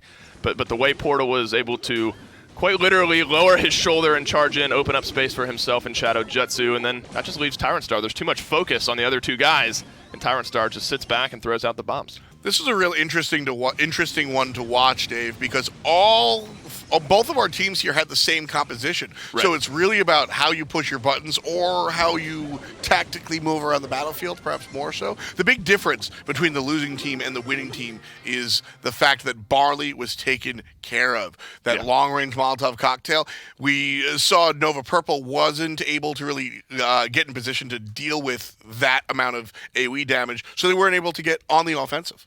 Do you think Barley is just that important on a map when there's a not just grass but physical environment blocking off the safe? Like in this case, on this next map, it's only grass really around the safe. Does Barley maybe then take a step back here in this case? He's absolutely the one I'm looking at to isolate. And Yeah. like I said, I think the ability of Nova to isolate the enemy's Barley is what allowed them to take victory here. As far as his viability in the composition, yeah, for sure. Anytime, because he has that unique case, just like Mike, to toss over the right. structure, that's what makes Barley so attractive. And at the same time, why he's got to be our priority target in those matchups. Look at that, 952, both from the super and from his primary attack. And, you get those things ticking for a couple seconds. At 40,000 health safe, loses its health very, very quickly. So not surprising at all, I would say, to see him up to this point. That's an important win for Nova Esports Purple. And that's what we expect, I think, getting down to the quarterfinals, getting down to the semifinals. A lot of these games are going to be so much more contested. Earlier on, you see some clean sweeps, some 3-0s. But here, this one's already contested right off the bat. Dig deep. Dig deep here, folks. Poco, not banned in this set. We get a chance to see the big hat guy here. And he's going to be doing a whole lot of healing. And this is one of the differences about this map versus the last one. A little bit more open area, and that allows Poco to be a little bit more effective because, well, there's nothing blocking his heals. Well, these teams are obviously on the same page. 2 mirror matchups in a row as far as what's good, what's bad on this one. Some good healing from Eric. Keeps the rest of Turtle Gang alive. Keenan alive right now, trying to go toe-to-toe with Tyrant Star here, whacking away with that bat, but he's getting kind of the worst end of that trade. The bubble bouncing around, seals up the kill. Shadow Jutsu, though, answers right on back. 71% remaining and ticking away. Now there's still a duel going on with Ash up top, but it's 59% left on red, 71% left on blue. The long-range accuracy that I've seen out of the BBs have been really impressive. We got a chance. The BB is the first character that has come out in the middle of our Brawl Stars Open. So big damage is being put on the safe. Shadow Jutsu going to look for Eric, who does have the heals, but not any longer as he's toasted. Big super from BB. And that's the stuff that I'm talking about. Right. We got to see her week number 1, and now, weeks into it, how well players have gotten, how strong players have gotten at playing her. The angles, Dave, are huge. I mean, the movement speed, the high damage out of the super, you see him there. Eric catches just one too many to the chin. Keenan's able to answer back, but with 5% left on the safe, it's not going to matter. Portal seals the deal. And Nova Esports Purple, they complete, I don't want to call it a reverse sweep, but technically it is. They go down 1-0, win 2 straight, and take point number 1 here in this quarterfinal set. A nice look there. Very clean. One of the flawless victories that we've gotten here. And then their secondary stop, only 60-ish damage done to their safe, maybe a little bit more. So just strong output from Nova Esports Purple. They know exactly where and when they want to fight. And it seems like their game plan just kind of came to them more easily this time around. Turtle Gang looked like they were trying to do something similar in that they would send the bull around to try to, gank the enemy safe, things like that, but just didn't really pan out for them. Of course, Siege is set number 2, Straight Shot notably map number 1. Would you say that that Siege and Heist tend to be played a very similar way? Yes and no. I think that Heist is a little bit more just like all-out aggression. Siege, you have to be a little bit more calculated. I say a little bit. We're still going to see Barley's ignore the Siege bot and toss stuff over the wall, but definitely a little bit more of a calculated, more meticulous game mode. Do you know what you're doing next Sunday, by any chance? I think I'm going to be here. You're going to be here. Well, if you want to be here and you want to be playing, of course, you can go online, sign up. Right now, it's an open tournament. As long as you have some phones and some friends and the game downloaded, you can participate as well. Skillshot.com/BrawlStars. Go ahead and sign up. Next week is the last week in this first split of tournaments here, so make sure to get in, get signed up, and put your name in the list. And we could be casting your games here on Sunday evening. We just might be. Hopefully you're not up against Stingy Plantus. But. Hopefully not. No, we would. You know what? We wouldn't be casting my games because they would be like round of 164, and that would be it. And then I would love to cast you versus Bobby and OG in the squad. I would like that. Actually. Would you? Just saying Dave dies over and over and over and over again. That's fair. That's an okay way of looking at it. Of course, Siege is going to be our second game mode here in this quarterfinal matchup. Nova Esports Purple going up against Turtle Gang 2-1. Ooh, Leon coming out again. I know you like yourself some Leon. Leon's real interesting. It's a spicy choice on this one for sure. Leon is essentially as close to the classic rogue as you can get. Stealth, and basically that attack it'll two-shot you if he gets up close and personal. Maybe not Frank, but that's the idea. Get your star power, stealth, surprise somebody, and kind of delete them off of the map. Ash caught out there. Both Portal and Tyrant Star have great options to deal with the Leon. Kind of see what both teams are going for. Early engage goes the way of Portal. In this case, Tyrant Star swinging the hammer, doing too much damage, forcing Eric on back. But they actually win the side engagement going on the other side, and they get 1 bolt with 3, though, on the side of Nova Esports Purple. That's going to do it. It's going to be a level 3 siege bot, and they get the bolt at the end to diminish sort of that bolt advantage going into the next siege as well. Right now, pushing up with the bot, Eric trying to do what he can. It's an interesting dynamic in that you have like the 2 swinging damage dealers on the Nova Esports Purple side. Poco trying to help out with a little bit of healing on his side, but then you kind of have the poke and sudden burst on the Turtle Gang side with a BB, of course, as well. But you can kind of see the 2 different ways the teams are trying to play this one. So this composition from Nova Esports Purple, very interesting in the sense that there is really a lack of ranged damage. What you're getting is ton of this melee, and it's really, you're able to kind of punish the players in the middle and make use of that. But we saw how little damage, 7%. We saw how little damage that they were able to execute when pushing on the siege. And this Portal is the only source of damage. That's going to be a little bit rough there, Dave, and certainly something I'm looking at for the rest of the match. You're right. It's a composition that'll control these mid fights, and that's what we see right now as Eric blows up Shadow Jutsu. The BB is gone, and Turtle Gang are able to find their first siege bot. But this is where maybe their advantage comes into play, because you have the Leon, you have the long range in Penny, the super as well can come out. So maybe they have more of an attacker's advantage in this case. Got to agree there. As long as the bot doesn't get taken care of this early, I think that they've got a shot here. Turtle Gang, though, struggling to even push up. Ash takes down the BB. The siege bot has yet to even get a shot. But there's a big damage coming out from Penny. Eric's going to walk backwards. 20 in total for Turtle Gang. And you talk about how important it is not only to deal with the siege bot, but you have to deal with the players, and that all of that damage basically. A couple punches from the siege bot, but pretty much across the board, the rest of Turtle Gang did all of that 20% of the damage. Some trades going back and forth in the middle here. Nova Esports Purple have a couple bolts in their back pocket, but had a few from that last build-up phase as well. So they are going to have 8 with 10 seconds left. I'm not sure Turtle Gang are going to be able to respond. At this point, you really need to just build up for the next time around. 5 seconds remaining, just a little bit of poke going back and forth. Turtle Gang are controlling this mid here, but not able to get the final bolt. 8 goes in right now, but now you have to look out for that next time around. You're going to have a level 9 siege bot if you don't end the game here for Nova Esports Purple. Still staring at their ability to actually get in there. 1 player down, and that's the key, though, Dave.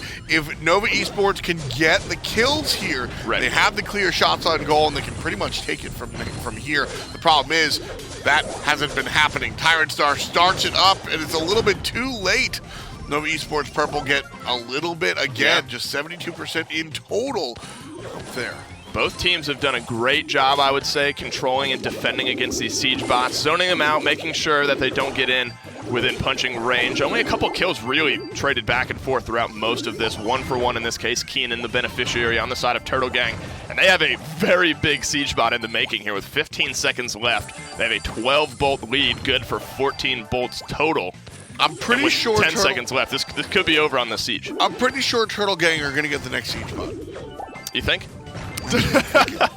That's what I'm thinking there. I don't know if there's enough. This will likely be the final siege as well with 25 seconds left. So this is do or die here. They do have some ground to make up. The early defense from Tyrant Star, and he stuns up a couple, kills off a couple, but the siege bot is not damaged out as of yet. They really need to zone this one out with 15 seconds left. There's 80% still on their base. They need to get in. Ash finds the kill. They need to find 8%, and they're going to do it. It's ticking down, just surpasses 69.50, and going down. Turtle Gang with the last minute siege bot. They take the win, number 1 here in Siege. Absolutely great job there from Turtle Gang. And again, I'm looking at Esports Purple's composition. I just don't think they have the tools to really take this one. Severe lack of range DPS. I understand what was coming out here. I get it. I just don't think it was good enough. And I want to see a different look next time around. And it was interesting to look at because I think that composition was sort of built around controlling that mid fight, the bolt fight there in the middle, and they weren't really able to do that. And I think like you said, the sudden burst and the mobility from Leon, and then the long-range Penny attacks, as well as some good damage from Keenan, was just too much in this case for Nova Esports. I mean, they held in there. They got a couple siege bots of their own. It was very back and forth, but Turtle Gang were able to build up such a bolt lead there at the end. They did have to come from behind. They needed to win it on that last siege, but when they did, Assembly Attack is going to be map number 2, and this is built structurally kind of similar to map number 1. Do you look maybe to Nova Esports Purple to change things up from what they did last time? Yes. I just don't think that it worked out the way that this game that they had planned in their mind, or perhaps it worked in scrims. Because this, like I said, I understand what the game plan was here. 2 melee brawlers that are going to do a ton of damage, and BB is a big part of what allows the combination damage once you're actually on the safe. Getting to the safe is a big deal, but Leon was the one that really stopped a lot of that from happening. He was able to kind of prevent the opponent from really getting too close and personal, and that's the deal, is that if you're melee and I'm not, I have the inherent advantage, and Leon and his teammates were just able to really take care of the melee brawlers. So to answer your question with a long extended yes, I get it, but move on to the next one. Ranged brawlers, please and please. Well, if nothing else, these first couple of games have proven that it's going to be a longer, drawn-out set. These teams, especially when you get down here to the quarterfinals, are going to be fighting tooth and nail, basically, for each of these wins.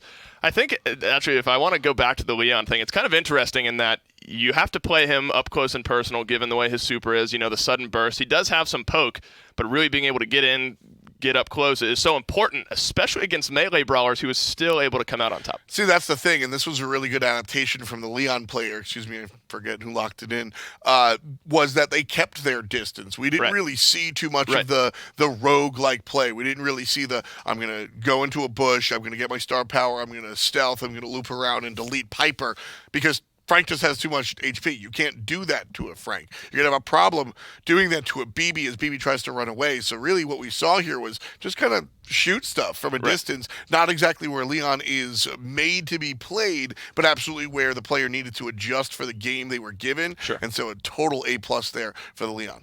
And sort of to draw back, we've now started to see a bigger diversity in brawlers, given that we have a couple bans. A lot of balance changes are important to look at this week. We've seen a good bit of Rico today. What do you think it is about him that maybe lends himself to being in the meta? I mean, he got himself some nice buffs. Rico, at the end of the day, is just a reliable blaster that's going to shoot straight and find your shots and get some bonus if you can bank him off a wall. Sure. But as far as this composition is concerned here, I already prefer what I'm seeing of Nova Esports Purple. Penny's been really exciting since her changes, and Barley is just a standout character that's always a nice look, especially when you talk about, well, if the nuts and bolts are going to drop, I can make sure you can't stand on them. Well, I think Ash gets the advantage in this case. He has Maple Barley on as opposed to Tyrant Star, who does not. So I think my initial advantage goes the way of Turtle Gang. In this case, one final bolt for this first siege. Eric is able to grab it. The bubble does not bounce back and does not hit him. So the first siege will go over to Turtle Gang with the level 3 siege bot. So 2 bolts still waiting in the wings for Nova Esports Purple. Eric doing a little bit of a dance here with Tyrant Star, trying to outwin that fight as the siege bot comes rolling down mid here. It's about controlling the space. If you can take advantage of where Nova Esports Purple are right now, this could go in very quickly, but instead it's Eric who gets absolutely blown up in this case. Siege bot taking so much damage, already down to below half before it even gets in there. And both of these teams have shown a very good handle on defending, really controlling the positioning of the siege bot. That said, Turtle Gang get a lot more damage than we saw Nova in the first shot here. 23% done by TG at the moment. Keenan locked up in the corner, and Shadow Jutsu can turn him into a shadow nice and easily there. So a nice look so far for the Turtle Gang. Nova Esports Purple, well, we're tied at nuts and bolts, so we'll see where the next siege goes in about 13 seconds. The 3-4 advantage is over on the side of Nova Esports Purple, but getting rid of Portal, that was important.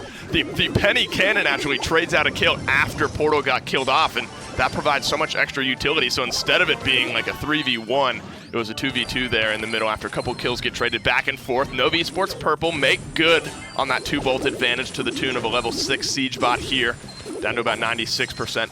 And this is where I think Turtle Gang need to lean on some of that range that they have, try to poke down the members of Nova Purple before the siege bot rolls around. But Ash is very low right here. Keenan is taking a lot of that damage as well. Up top, Shadow Jutsu wins the engagement up against Eric, but so much damage going in on to the safe. 58% is what's remaining now for Turtle Gang, so a good counterattack there from Nova Purple. And that's the difference. That is the difference between characters that can actually get to the turret and characters that can't.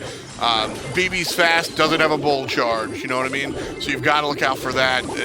Frank doesn't have the mobility. That lack of mobility hurt Nova Esports so much so in the last one that as soon as they have a team that can actually get onto the turret itself, they almost do 50% in one shot. A really nice look at what a team can do when they have the tools. I agree. They're obviously playing a lot more comfortable here in this case. Level 7 Siege Bot goes the way of Turtle Gang, so both teams very much so sticking with the I answer back, you know, you get one, I get one, we have enough of bolt advantage. But this is almost a flipped script. A 9 bolt advantage going into this next siege for Nova Purple. That's going to be a huge siege bot if they're able to end up taking it. Shadow Jutsu and Ash just trading away right now. Tyrant Stars throwing out the super, trying to dissuade Turtle Gang from getting in there. Keenan has to back off the BB. That close range attack is not going to do anything, but it's punching. It's doing so much damage right now. The wrong choice. They weren't able to kill it off, and it's down to 20% remaining. Oh no! On the base of Nova Purple. The wrong choice. Okay, so we'll touch on that in post-game. Definitely want to look at that replay because killing that penny turret was not the right idea. That penny turret is a very, very big deal, and that effect right there is why we see her picked up so often as of late. And we'll definitely dish into it a little bit later as turret-on-turret combat. Don't you love it? That's exactly what you love to see. It's very funny. You love to see it.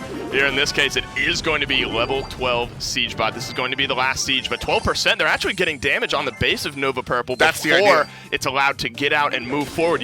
They might just have to counterattack in this case, because with 55% remaining, push it to the limit. The rest of the Siege Bot is going to go through. 12% still on the base of Nova Purple, 40%, 10 seconds remaining, but 10-5, their base could go down on the opposite side. Nova Purple end up losing their base because the damage came through from Turtle Gang despite having the Siege Bot in their own base.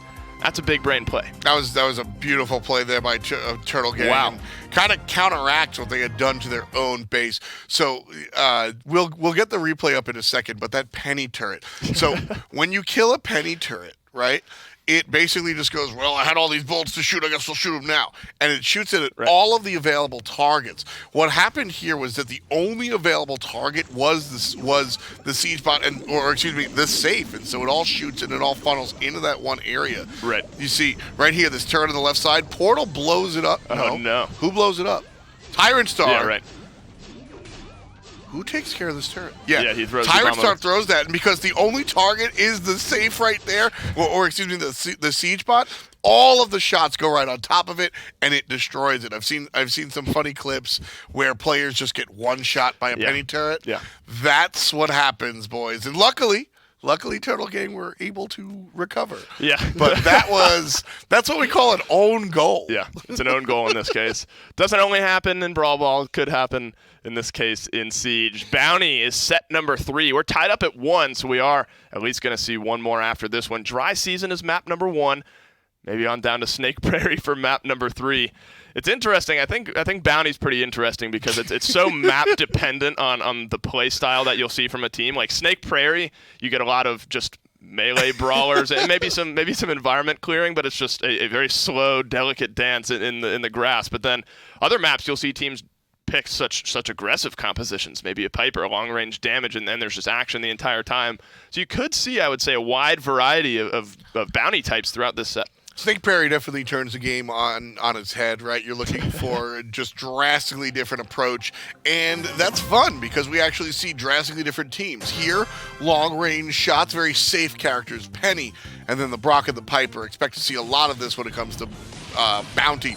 Your job here is to honestly get the aim of Bounty is to achieve as little deaths as possible, as few deaths as possible. A lot of people think it's get the most kills. You're playing golf. You're playing for low numbers. You're playing for low numbers in this case. The early number, though, is 3, and that's what Nova Esports Purple have. They have 3 stars, and this is where you'll see them back off. Just hide. But the penny turret adds such a different dynamic to this in that you have to dodge around these bombs, and that could create just enough space for maybe a Piper shot to come through, or if you take it on the chin, it does enough damage to force you to back off. They are backing off. Nova Purple are right now. They only have 3. Turtle Gang aren't really able to push up much further. And that's by design. The Piper and the Brock are what keeps Right. Turtle Gang from being able to be pushed up, and that safety is exactly what Nova Esports. But if this winds up 3-0, Nova Esports goes, wow, we got more points than we anticipated. This is exactly how Nova Esports want to play the game. Honestly, This is how Turtle Gang want to play the game. They're just on the wrong side of It's it. got on the wrong foot. Eric oversteps his bounds just a little bit and catches a Shadow Jutsu shot back to base, so now it's 5-0. 4 stars are on Shadow, now 7 total for Nova Esports Purple with 30 seconds left. Turtle Gang really need to find, I mean, there are enough stars on the board right now to at least tie it up, but that's going to mean exposing yourself just like that. Eric catches a death, 9 stars now for Nova Purple. Meanwhile, the other side is still yet to respond. Turtle Gang finally does. There it is, the right type of caster curse. As Turtle Gang pick up 4 stars of their own, make that 7 as Eric finds 3 off the kill on a penny. 12 seconds left, and the Nova Esports pick up 1 more. 14 doubles the 7 of Turtle Gang. Poor Keenan, he's out on an island on his own here. He has to get aggressive, and Shadow Jutsu's going to eat that one up 10 times out of 10. 17-7 is your final count. And that's the story of Bounty. Whoever gets that first star really dictates what goes on the rest of the game. I thought it was interesting and correct what you pointed out, in that both of the compositions were the same.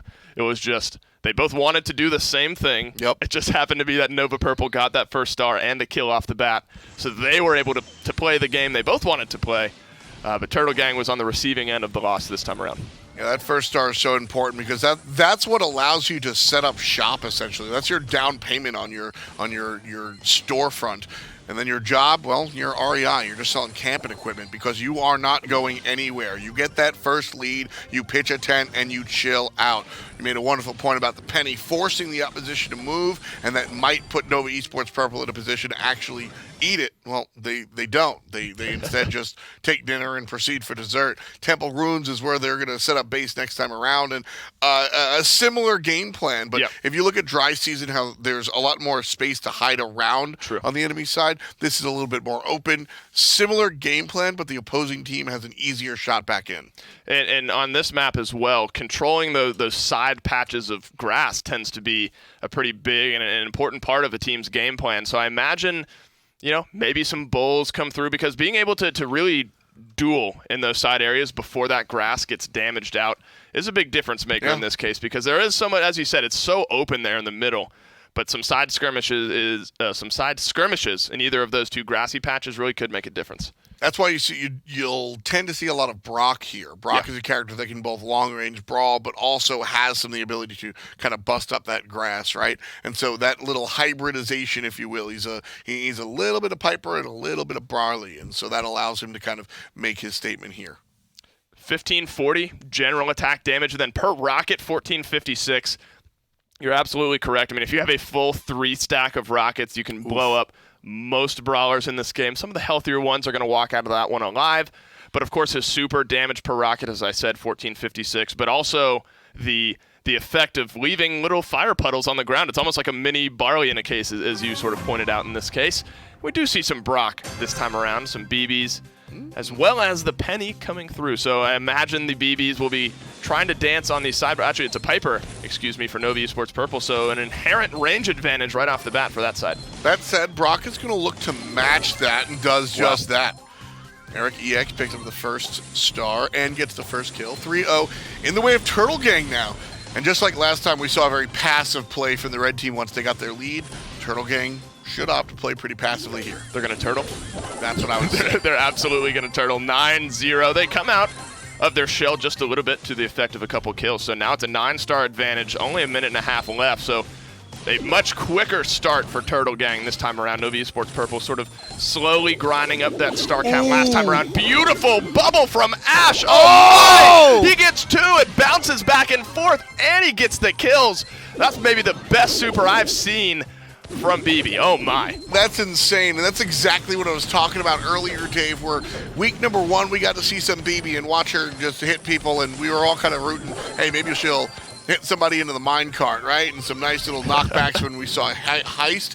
That right there, knowing those angles, baby. That's Ash. Wow. Knowing how BB is played. That's weeks in the gym. Nice stuff there. Will it be enough to set up Turtle Gang? It's 19-5, man. Eric has to be careful here. I mean, if you really want to look at Nova's way back into this one, you have to kill off Eric. He has 7 stars on him. That brings it to 12. But with 30 seconds left, you're going to have to team wipe Turtle Gang multiple times to get back into this one. That's going to be the Brock Ultimate, or the Super, I should say, from Eric. That's going to clear out a lot of the hiding space over there for Nova Esports Purple. They're not going to be able to move forward here. 10 seconds left. 21 stars. Turtle Gang firmly in control of map number 2. Love to see it. Turtle Gang played really well. Obviously, we have the highlight play of the BB Ultimate. Oh, the spin! We definitely have the highlight play of the BB Super. That is something. Neither of these teams want to go home. You can absolutely tell right off the bat. I mean, 2 very good teams. It honestly seems like we're almost getting like a semifinal matchup here in the quarterfinals. So it's going to be, I mean, it'll be really tough, I think, for either of these teams if they end up going home. But it's kind of a punch for punch is what we've seen up to this point. Like a very convincing win for Turtle Gang. Gets answered back with another one from Nova. Beautiful ult. Tyrant Star right there and then gets the secondary hit. But he comes back for Tyrant Star after the fact. Because you sit there right in the middle with in between the 2 hits of the block, and you go, oh, man, imagine if it had knocked back one more time. Tyrant Star would have died. And then Tyrant on his way home. That's rough. You go out, you get beat up, you walk home with your tail between your legs, and the same guy hits you as you're trying to make it home, man. You know what that's like. Yeah, constantly. The Super hits every wall, and then some players as well, sealing that one up for Ash. Beautiful play that time around. We do get to see it. We get to see some Snake Prairie. What do you expect to come through on this map? Snake Prairie is one of my favorite places to play. I do a little bit of game design on the side, and the designer in me loves this. The player in me, it's a different story. But the map forces you to play a different composition. True. We just saw out of what we expected of Bounty. Long range, safety, I get 1 kill and kind of sit and lean back and hope nobody comes to my house. Snake Prairie is very different. We see close range brawlers. We see, instead of a spread out, we see a clump up. A lot of teams will elect to group up as 3 and walk around the jungle just waiting to find somebody and then bop them on the head. That's what you're looking for there on Snake Prairie. That's unlike any other map. So it's got its kind of frustrations, but it forces players to play differently, and that's why I like watching it every week. It's a very interesting sort of thing to watch play out. I mean, and there's multiple ways you can really go about it. I agree. I mean, you kind of roll with this like roaming death squad almost, right? And you just roll around and you try to just stay together as a team. Maybe that lends itself to mass healers. Pam, maybe not. I don't know as controlling as she is, but the spatial healing that she provides, especially with the star power, so important. I think she could be a viable pick on this map. Maybe not though. Well, the other side of the coin is teams that are.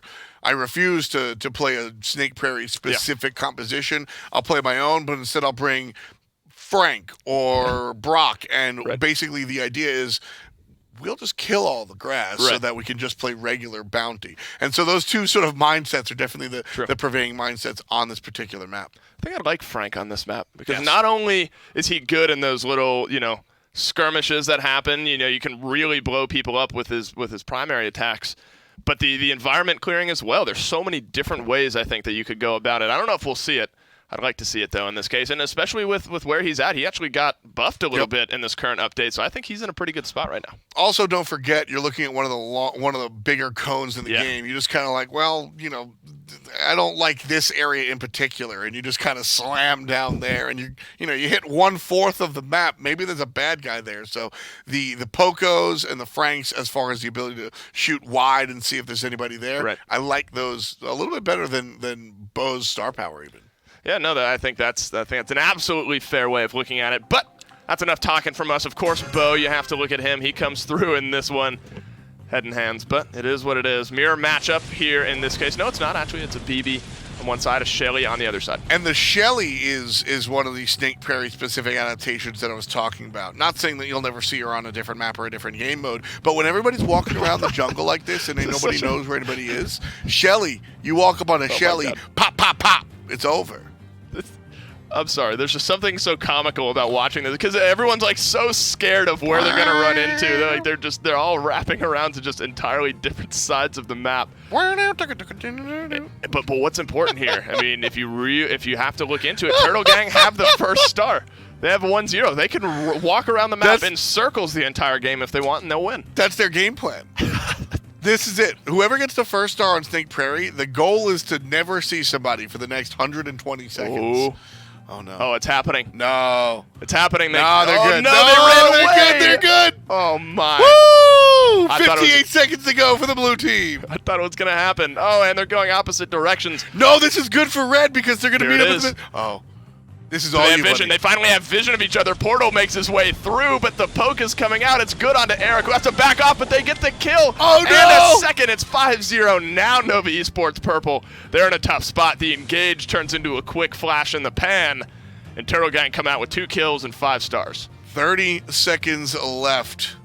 Some vision. It's happening again. Eric, they see Eric, don't they? Yeah, they can see Eric. Red team is going to provide some shots. Missed Keenan largely. 22 seconds to go. Now tied at 5. Keenan's going to go down. Big plays by Tyrant Star. 8-5. Nova Esports take the lead. You got to be careful here as well. If you're Turtle Gang, you know there's some bow mines just 10 waiting in the side. 8 seconds left. It's 8-5. These kills could be impactful. Ash is going to try to get aggressive. Just knocks away. 4 seconds left. The supers are going to get traded out, but Nova Esports purple are going to find the kills. And that was a turnaround for the ages. I mean, it's such a slow burn. It's such a slow burn, but those little side engagements are so fun to watch. I love Snake Prairie. Man, that's you're waiting there the whole time, and then just all of a sudden it explodes like a powder keg. Good stuff there. Yeah, I mean, just it's great playing. Fun to watch. I mean, the notable difference, obviously, with bows on both sides and Brocks on both sides was the Shelly versus what was it on the other side? The BB. Right. Were sort of the two trades. What are your thoughts on one or the other? Did it really make a difference in this one?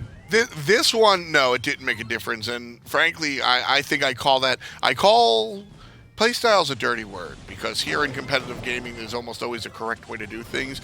But I think the BB and the Shelly both accomplish what they're supposed to do. As long as you have the bow and the Brock, I think the bow and the Brock are the backbone of this composition. Sure. Bow's going to give you some of that range, the vision by way of the star power. Then Brock is able to both get rid of the grass when need be and also provide long-range shots. So you go with your flavor melee, which is either Shelly or BB. BB is going to knock the player away so that your team can shoot them as they're knocked back and create some space. And Shelly is just going to destroy you if you walk up on her. Right. So there's basically 2 long-range brawlers whose job is to be protected by a single other character. Shelly and BB do the same thing, very different ways there. Right. So I don't have an issue with either composition. It was just the stronger team won there. And every set except for one up to this point has gone 2-1. Turtle Gang notably taking our second set 2-0 as we move into gem grab now.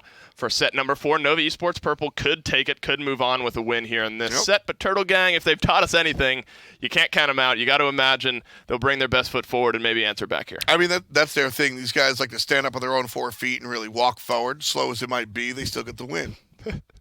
I like that one. You like that? Every time. I feel like every time I'm with you, there's one-off that just catches me by surprise. And this time, that was it. So that's exciting.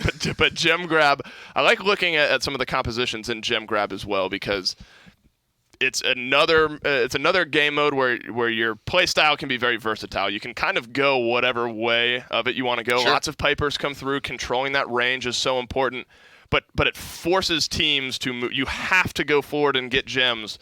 And that, allows for some zone control, some area control, and a lot of little skirmishes that happen. So it's a fun game mode for sure to watch. I think this is the game mode that we might still see Carl in. Carl got a lot of changes, nerfs, negative changes, and so he's kind of just taken, we're just not playing him anymore. But I think Gem Grab is the one mode that he still makes sense in because you can go up to grab those gems and then use the super to come all the way back, long-range damage. Still, I think there are other better options perhaps, but Carl, he can still make sense in Gem Grab specifically. And, you know, the boomerang attack is so Carl. effective on him. He controls areas. My dad's name's Carl. You met him today. I did. I did meet him. You did. We had a great conversation. Carl, though, the fighter in this case, did get changed downward a little bit in this one. No Carl this time around. The Bo, though, A lot of good changes. Bo got buffed. Yep. I'm surprised to see him coming through so much, though. So I'm not. I think that Bo, when you're looking at, you mentioned the Piper and the Brock, it's just long-range damage. Piper only brings long-range damage, and so, you know, when you're looking at some of the other options, Bo won the vision, sure. I'm not looking at the star power. I'm looking at the mines. Gem grab, you want those long-range engagements, but also, once you get your super, you can line up the mines on top of the mid lane, which is where everyone wants to go. So you can kind of deny that location for sure. That's such a sad feeling when you see the exclamation point pop up, especially like that. Shadow Jutsu, 1, 2, 3, they all explode. Shadow Jutsu, no way out of that one. Turtle Gang up to 6. That right there, Ash did exactly what I'm talking about. You find the long-range shots, and then you protect your gem mine, because that's the aim of the game. Sure, to get 10 gems, but how do you get there? By owning the gem mine, and Turtle Gang are doing that precisely right now. And they're putting all of their gems on Ash. That's so important to look at, because he's going to be able to just hang back on this bow, not put himself too close to danger, not allowing Nova Esports Purple to really find an advantage over him. Portal the same on the opposite side, having 3 out of the 4. 1 kill does get traded in onto Eric, though, in this case, so they could get aggressive on the side of Nova Purple. They do just that. Tyrant Star trading out BB on the opposite side. It's 5-7 here, and control goes back to Nova Purple. There's the gem I'm waiting for. Just right there in the middle. Yeah, I'm looking for who grabs it. I was holding my breath, waiting to see who jumped in and went for it, because I knew Keenan had that star power ready to go. Locks it down from a distance, but too timid to go for the gems, and I like that I think call. that's fine. I think that's fine. The problem, I see that, my eyes light up, I'm running forward, and I'm dying. In this case, smart play, beautiful kill from Eric. Keenan to seal things up. Eric as well, getting a kill, I should say, on this Barley, playing it so well up to this point. Finally, Tyrant Star's able to answer back. Oh, the bubble goes just wide. If Ash caught that one, it would have meant drop gems, but he holds on to him. The bow holding the majority of the gems this time around, and just like that, Turtle Gang take map number 1. Told you they weren't going anywhere.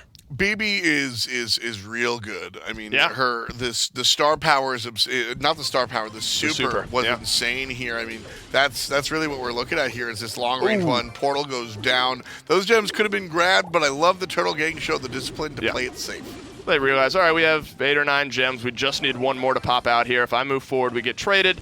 Things go the wrong direction very quickly. So definitely smart play on their part to seal things up. Stone Fort is going to be map number 2 here in Gem Grab. Structurally pretty similar to what we saw in Flooded Mine. I like the BB coming through. It's also interesting, we haven't seen Gene really away. I think we saw him in 1 game today. Of course, his magic hand got nerfed down a little bit. Is that really enough of a change, though, to warrant him not getting played? I think so, because really what you're looking for out of Gene is the long-range initiation. Yeah. And when you cut that range, I think, it's interesting. I think that Gene will get played, but there needs to be an adjustment period. Right. And this week is that adjustment period. Pulling somebody away from where they're standing, displacement is always good. I say this a lot. Anytime you can dictate the way your opponent plays, you're doing the right thing. Anytime you can literally drag your opponent into a different part of the map, you're doing the right thing. So Gene Magic Hand is still good, but it's drastically different than it used to be. Its range has been cut short, and so now players need to find those angles. And I'm not surprised that players aren't confident in it just yet. I've been making this point about BB a number of times, where week number 1 versus week number 1 of her coming out, and here week number 7 was just 2-3 weeks later. Right. The amount of prowess that we've seen, the angles, the bounces on this super have been incredible, and that's because players have had more time in the gym with it. Sure. Players need more time, I think, working out Gene, and then once they're able to figure out the new angles, figure out the new spots, figure out the new locations to really launch that magic hand from, we'll see him again. That's a very fair point. It's basically a small change, but results in like an entire play style change. At the end of the day, it's you have to now walk a little bit further forward. You have to not play quite as safe. You can't play quite as safe if you want to hit some of those important magic hands. So Gene, I think it was a 15% reduction on the range in his magic hand.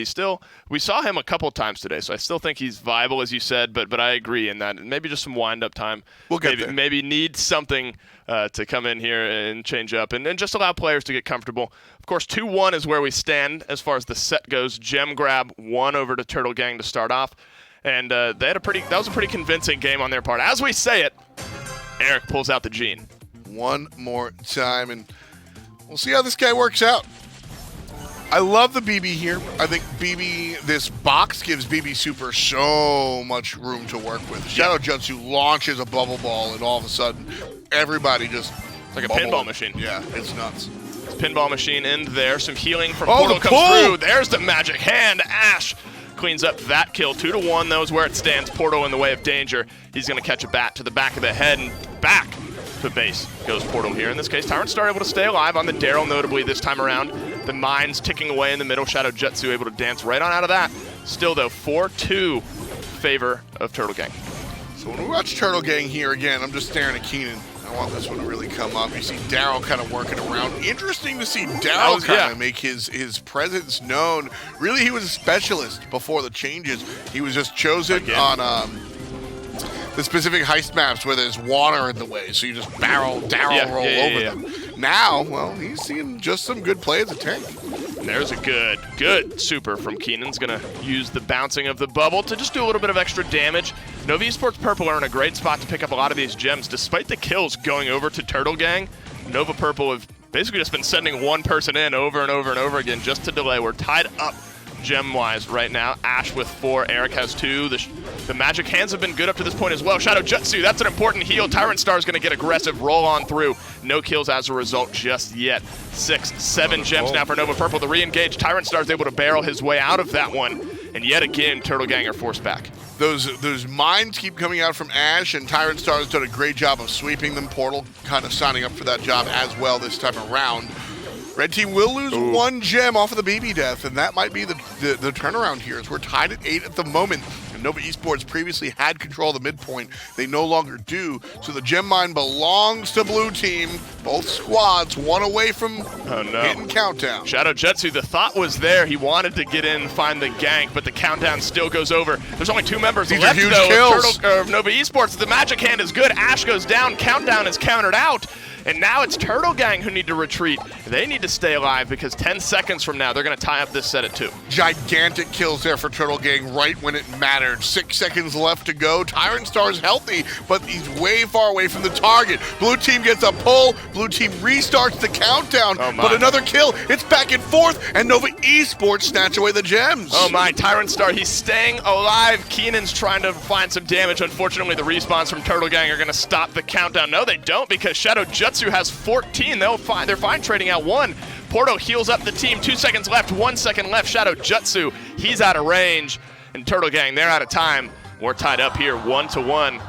What else would it be? What else would it be than a game 3? We've had 1-2-0, and other than that, these 2 teams have gone to the wire.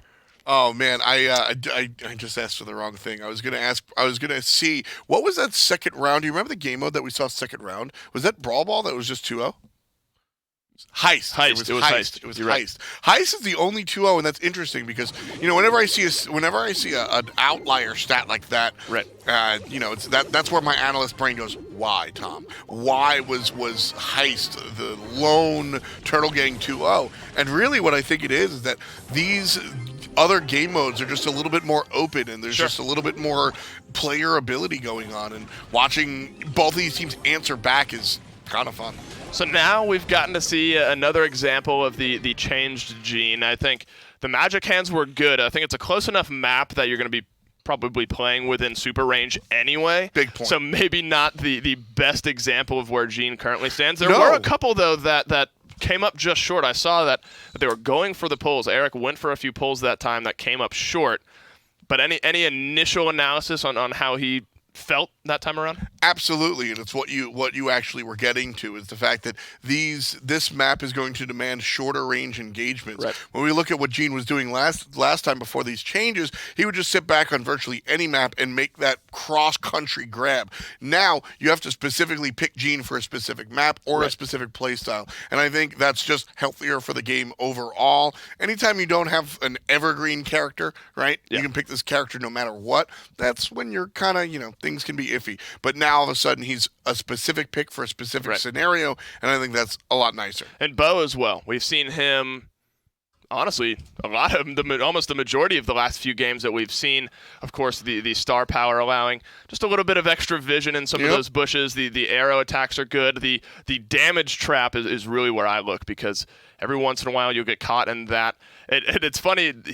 I think Bo. I can't believe I forgot about it. But on Sneaky Plains, the bounty map, he is important because you just get more vision, and it's almost like a stare down. Not really, but like in picks, you say, all right, well, if we don't pick the bow and they have one, they're going to have such a huge vision advantage. Whereas if we pick bow and they don't, we're going to have. So both teams end up picking bow just so the other can't out vision them. Very strong, but of course the traps. There was one, I think it was Shadow Jutsu a couple of games ago, walked over 3 bow traps. You get slowed and blown up, and then you go off to the side and try to get out of range of the second one, and then you get blown up, and then you walk back to the third and you get blown up. That's a free kill. That required 0 attention from the bow in that case. So it's a very strong character. And I think I'm not super surprised to see him coming through. He is going to come this time again for Portal, though. I love the Tara here for Turtle Gang. I think Tara is one of the characters that we would see more of after the Gene nerf. Yeah. A very similar character, very different characters as far as their kits, but very similar as far as their role. Eric's job here is to play setup man. BB's trade out. That's all well and good. Eric's looking for the super to then black hole players together, and then everybody can kind of collapse on that, similar to what the Magic Hand does. Portal has played so well on this map up to this point. Granted, it's a small sample size of just a few gems, but really using that cover to the most of his ability here. There's the try on the super from Eric. Doesn't work out that time. Tyrant Star's able to get in and find the kill, though. He's a little bit out of position in this case. All of Turtle Gang are swept, except for Ash, who's alive, but the range advantage in this case is going to go over to Portal, so they're going to back off, regroup. 5, potential 6 gem advantage here for Nova Purple. Nova Purple are doing a great job as well with respect to the Penny. What they're doing is they're keeping Penny away from the midpoint, which means that Penny has trouble putting her turret down anywhere really relevant. Yeah. BB had to dive the backline in order to find the turret in and of itself, and that's also what Shadow Jutsu's job is primarily, is to look for that turret and kind of cut it down. Sort of a 2-pronged super that Portal has. Of course, you can find kills with that bow super, but clearing out so much space. Now look at that, Turtle Gang have nowhere to hide. The grass is gone. Tyrant Star with the opening kill. Eric's able to answer back, but the countdown now is in favor of Nova Esports Purple. They could end the set. They could move on to the next round if they're not able to stop this countdown right now in Portal. He's going to be so far away. They're going to keep him nice and safe. 5 seconds remaining. Keenan is down. Eric is maybe the last hope in this case. The super comes through, doesn't find it. Portal stays alive. Nova Esports does as well, and they're moving on to the next round. Bouncing BB. Man, he gave them a bubble bath. Great job there by Shadow Jutsu. Really finding every super, every angle. That was refreshing. And the bow this time around, so important to Nova Esports Purple. They finally break what seemingly was a deadlock. I was for sure we were going to end up going to 5. 3-1 almost doesn't do this set justice, I don't think. So close, so many times. You see that 3 2-1s on the side of Turtle Gang. They played great today. They had the lone 2-0, but Nova Esports Purple, they had those important 2s, 3 of them, in fact. They're moving on to the semifinals. The play here out of Ash's BB was so exciting. Got to give a shout out to the losers there. Turtle Gang, they certainly brought it. Eager to watch them next week as well. But at the end of the day, Nova Esports Purple just come up on top. Real good play, like you said. 3-1 almost doesn't do it really service, as both these teams really came out to play. And I think if we look at Turtle Gang, I agree. I'm excited to watch how they play next week. Ash, I think, had a very good day today. Some of those BB bubbles were huge and some game changing. Honestly, I think he's a big reason they're able to stay in this set as long as it was. But that's going to do it for this quarterfinal matchup. Nova Esports Purple take the win 3-1. They're moving on. We're going to take a quick break, but when we come back, more Brawl Stars.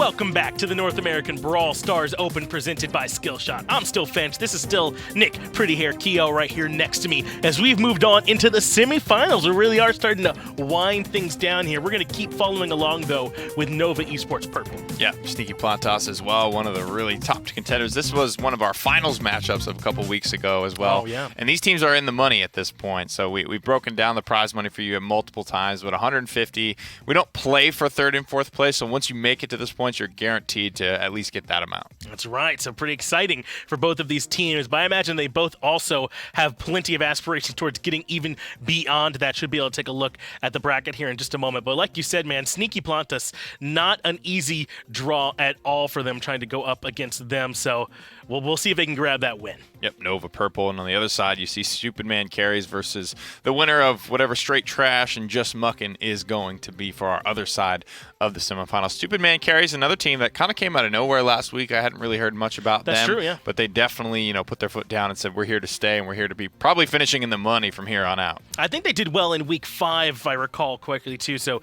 no surprises. But remember, as we move between each kind of leg of the bracket, the order that they play these individual modes in change. We're starting with Siege. Bounty and Gym Grab will even be the ones that are, if necessary, which I imagine in this matchup will be necessary. But I love that we get to start with Siege. You said earlier how much you like watching Brawl Ball. I love getting to watch some Siege, man. This really does feel like the mode where there's a lot of different opportunities. You can play it kind of differently. Yeah. If you can tank up the turret some, there's some room there. But we're starting on nuts and bolts. This is the full-fledged game mode of Brawl Stars. These usually take the longest to complete. They're worth the most trophies in game, both winning them and losing them. So you have to be ready to go when you load up to play a game of Siege. It's very fun because it's not necessarily a comeback mechanic, but as the game goes on, the bolts start to spawn faster and faster and faster. So you do have the potential to get some really, really big Siege bots later on and come back. And as the game goes on and you do have more bolts into each of those Siege bots, they hit harder, they move faster,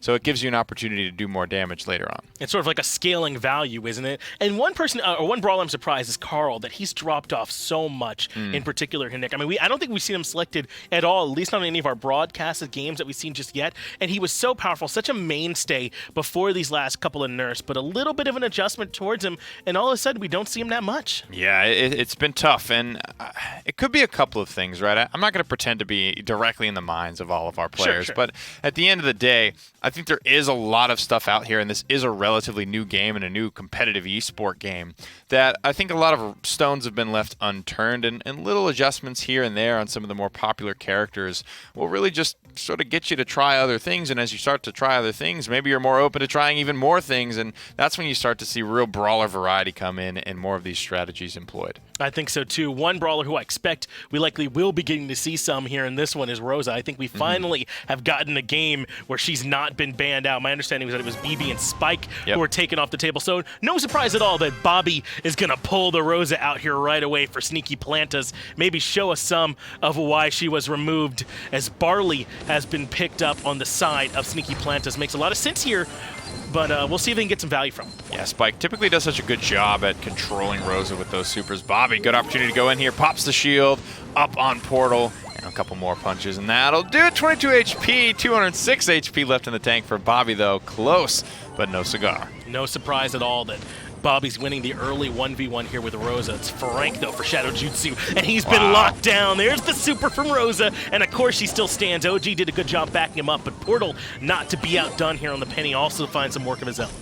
There it is. Penny Turret goes out for both sides. What a good now. spot for it, too. OG's is going to be a little bit more exposed. Portal gets in there, takes it down. Portal's is tucked very, very safely away, but the Death Blast from OG's turret that puts a ton of damage out onto Portals. And this is why Frank can be so strong, though, able to lock down Bobby on the back line, but the Siege bot has now spawned for Sneaky Plantas. But look at the lockdown. It's well below half HP, and it hasn't even made it into turret range, though it is doing its job. Squashy was kind of able to chill on the left-hand side and get in over 25% of the damage. And you're seeing that final blast from OG's turret. Honestly, was the bulk of the damage there. That robot never got close enough to do anything to that turret. But that's okay. A lot of don't get it twisted. The robot is really there to tank. Most of the damage is going to be done by the players. I agree with you. It's really just there so that someone like a Barley can step up a little bit further, right, and really let in his damage. So, and like you said, it's this sort of scale. That first one's nice. You get 27%, but that's not what it's about. A couple siege bots in, when they're really beefy, that's when it feels like you're able to get in there and get all your damage done. The penny turret goes out. That final blast will target multiple people. Squashy actually eats a couple of those explosions. It's going to cost him his life. Bobby does not quite juke out the Frank Super. It's going to cost him as well. Shadow Jutsu's the one that finds that kill. No siege bot spawned that time, though. They were tied at 5 bolts, I believe, so they're going to have to wait one more time, a little bit under a minute, until our next one spawns, and still so close. Look how much of the barriers and the obstacles on the map have been burned away. That center now so open. Going to make life a little bit harder, it feels like, for Bobby to get in close. Ooh. But he locks down Shadow Jutsu, and just winning the trade is not enough, though, to get the kill, and Tyrant Star is the one who actually claims it. He didn't commit there. I'm surprised, honestly. Bobby had a great opportunity there. He juked out Shadow Jutsu Super, made sure that he didn't get stunned up, had the opportunity to take it down, but it looked like he really didn't want to full commit his whole life there. And when you live with such a razor-thin margin, sometimes it's like you pull off of that kill because you assume that you were going to get it, and sometimes it can shake out that way. Well, Nova Esports had the bolt advantage for a moment, but they gave up center control, and so it swung back towards Sneaky Plantas. Now they'll be the one spawning a level 16 siege bot, and this is where that first one does stack in, because they've been able to accumulate 36% damage. They might even have win potential here, depending on how well Nova Esports are able to play this defense on the siege. And Bobby barreling right in. In comes Squashy's ult too, and that's just more than enough. Sneaky Plantas grab game 1. Yeah, and that goes to show you, man, it really comes down to the context of how these offenses and defenses look. If everybody gets wiped completely off and you see Nova Purple allowed to just defend there with all 3 ballers at full strength, and that robot may have not even made it to the turret, but because everyone was there, ready to rock and roll. Frank died early. The defense was not able to put up a good effort. And so much work, it feels like, on Siege has to come before the Siege bot even makes it that far in. Stalling him there, right next to that lake, doesn't do nearly enough good when Squashy and Bobby are undeterred on their way to making it in to do damage. Squashy, great foresight there. I think he throws all 3 of his attacks onto that Frank. Gets double ticks on 2 of them as well. So much damage. That Frank gets absolutely melted. It's one of the pros and cons of Frank. Every time you swing your super or regular attack, you have to be stationary, and it's very punishable by Barley. And that center control was also really critical in that last one too, man. I mean, once Sneaky Plantas were kind of able to break open some of the map and gain control, that was when they moved forward, because the bolts were kind of in a stalemate for a while. 5-5, 7-7, 13-13. Sneaky Plantas got just enough ahead to spawn that siege bot, and they never backed up from there. Yeah, and it could have gone either way. You're right. It was tied pretty much up until like the 15 bolt mark. Yeah. It was 17-15. Either way it would have won, it probably would have ended the game. And you've even seen when teams are good enough, again, to reinforce the point that it's up to the players to do the majority of the damage, is that we've seen teams end the game in the first siege, right, with those level 3, level 4 siege bots, because it really is up to you to get the big offense numbers up there. That's exactly right. It's really just there to open up the door. One more time, we showed you all the band here. It was BB and Spike. Sneaky banned away BB. Spike was banned away by Nova Esports Purple. So a little bit surprised that that's how much BB has stepped up in terms of value, right? It's not just that she's the next best one when Rose is out. A lot of the times, it looks like some teams are valuing her even over the Roses. She was the ban, but no surprise here to see double Jeans coming out. Even though he got a bit nerfed, he's so good on Siege.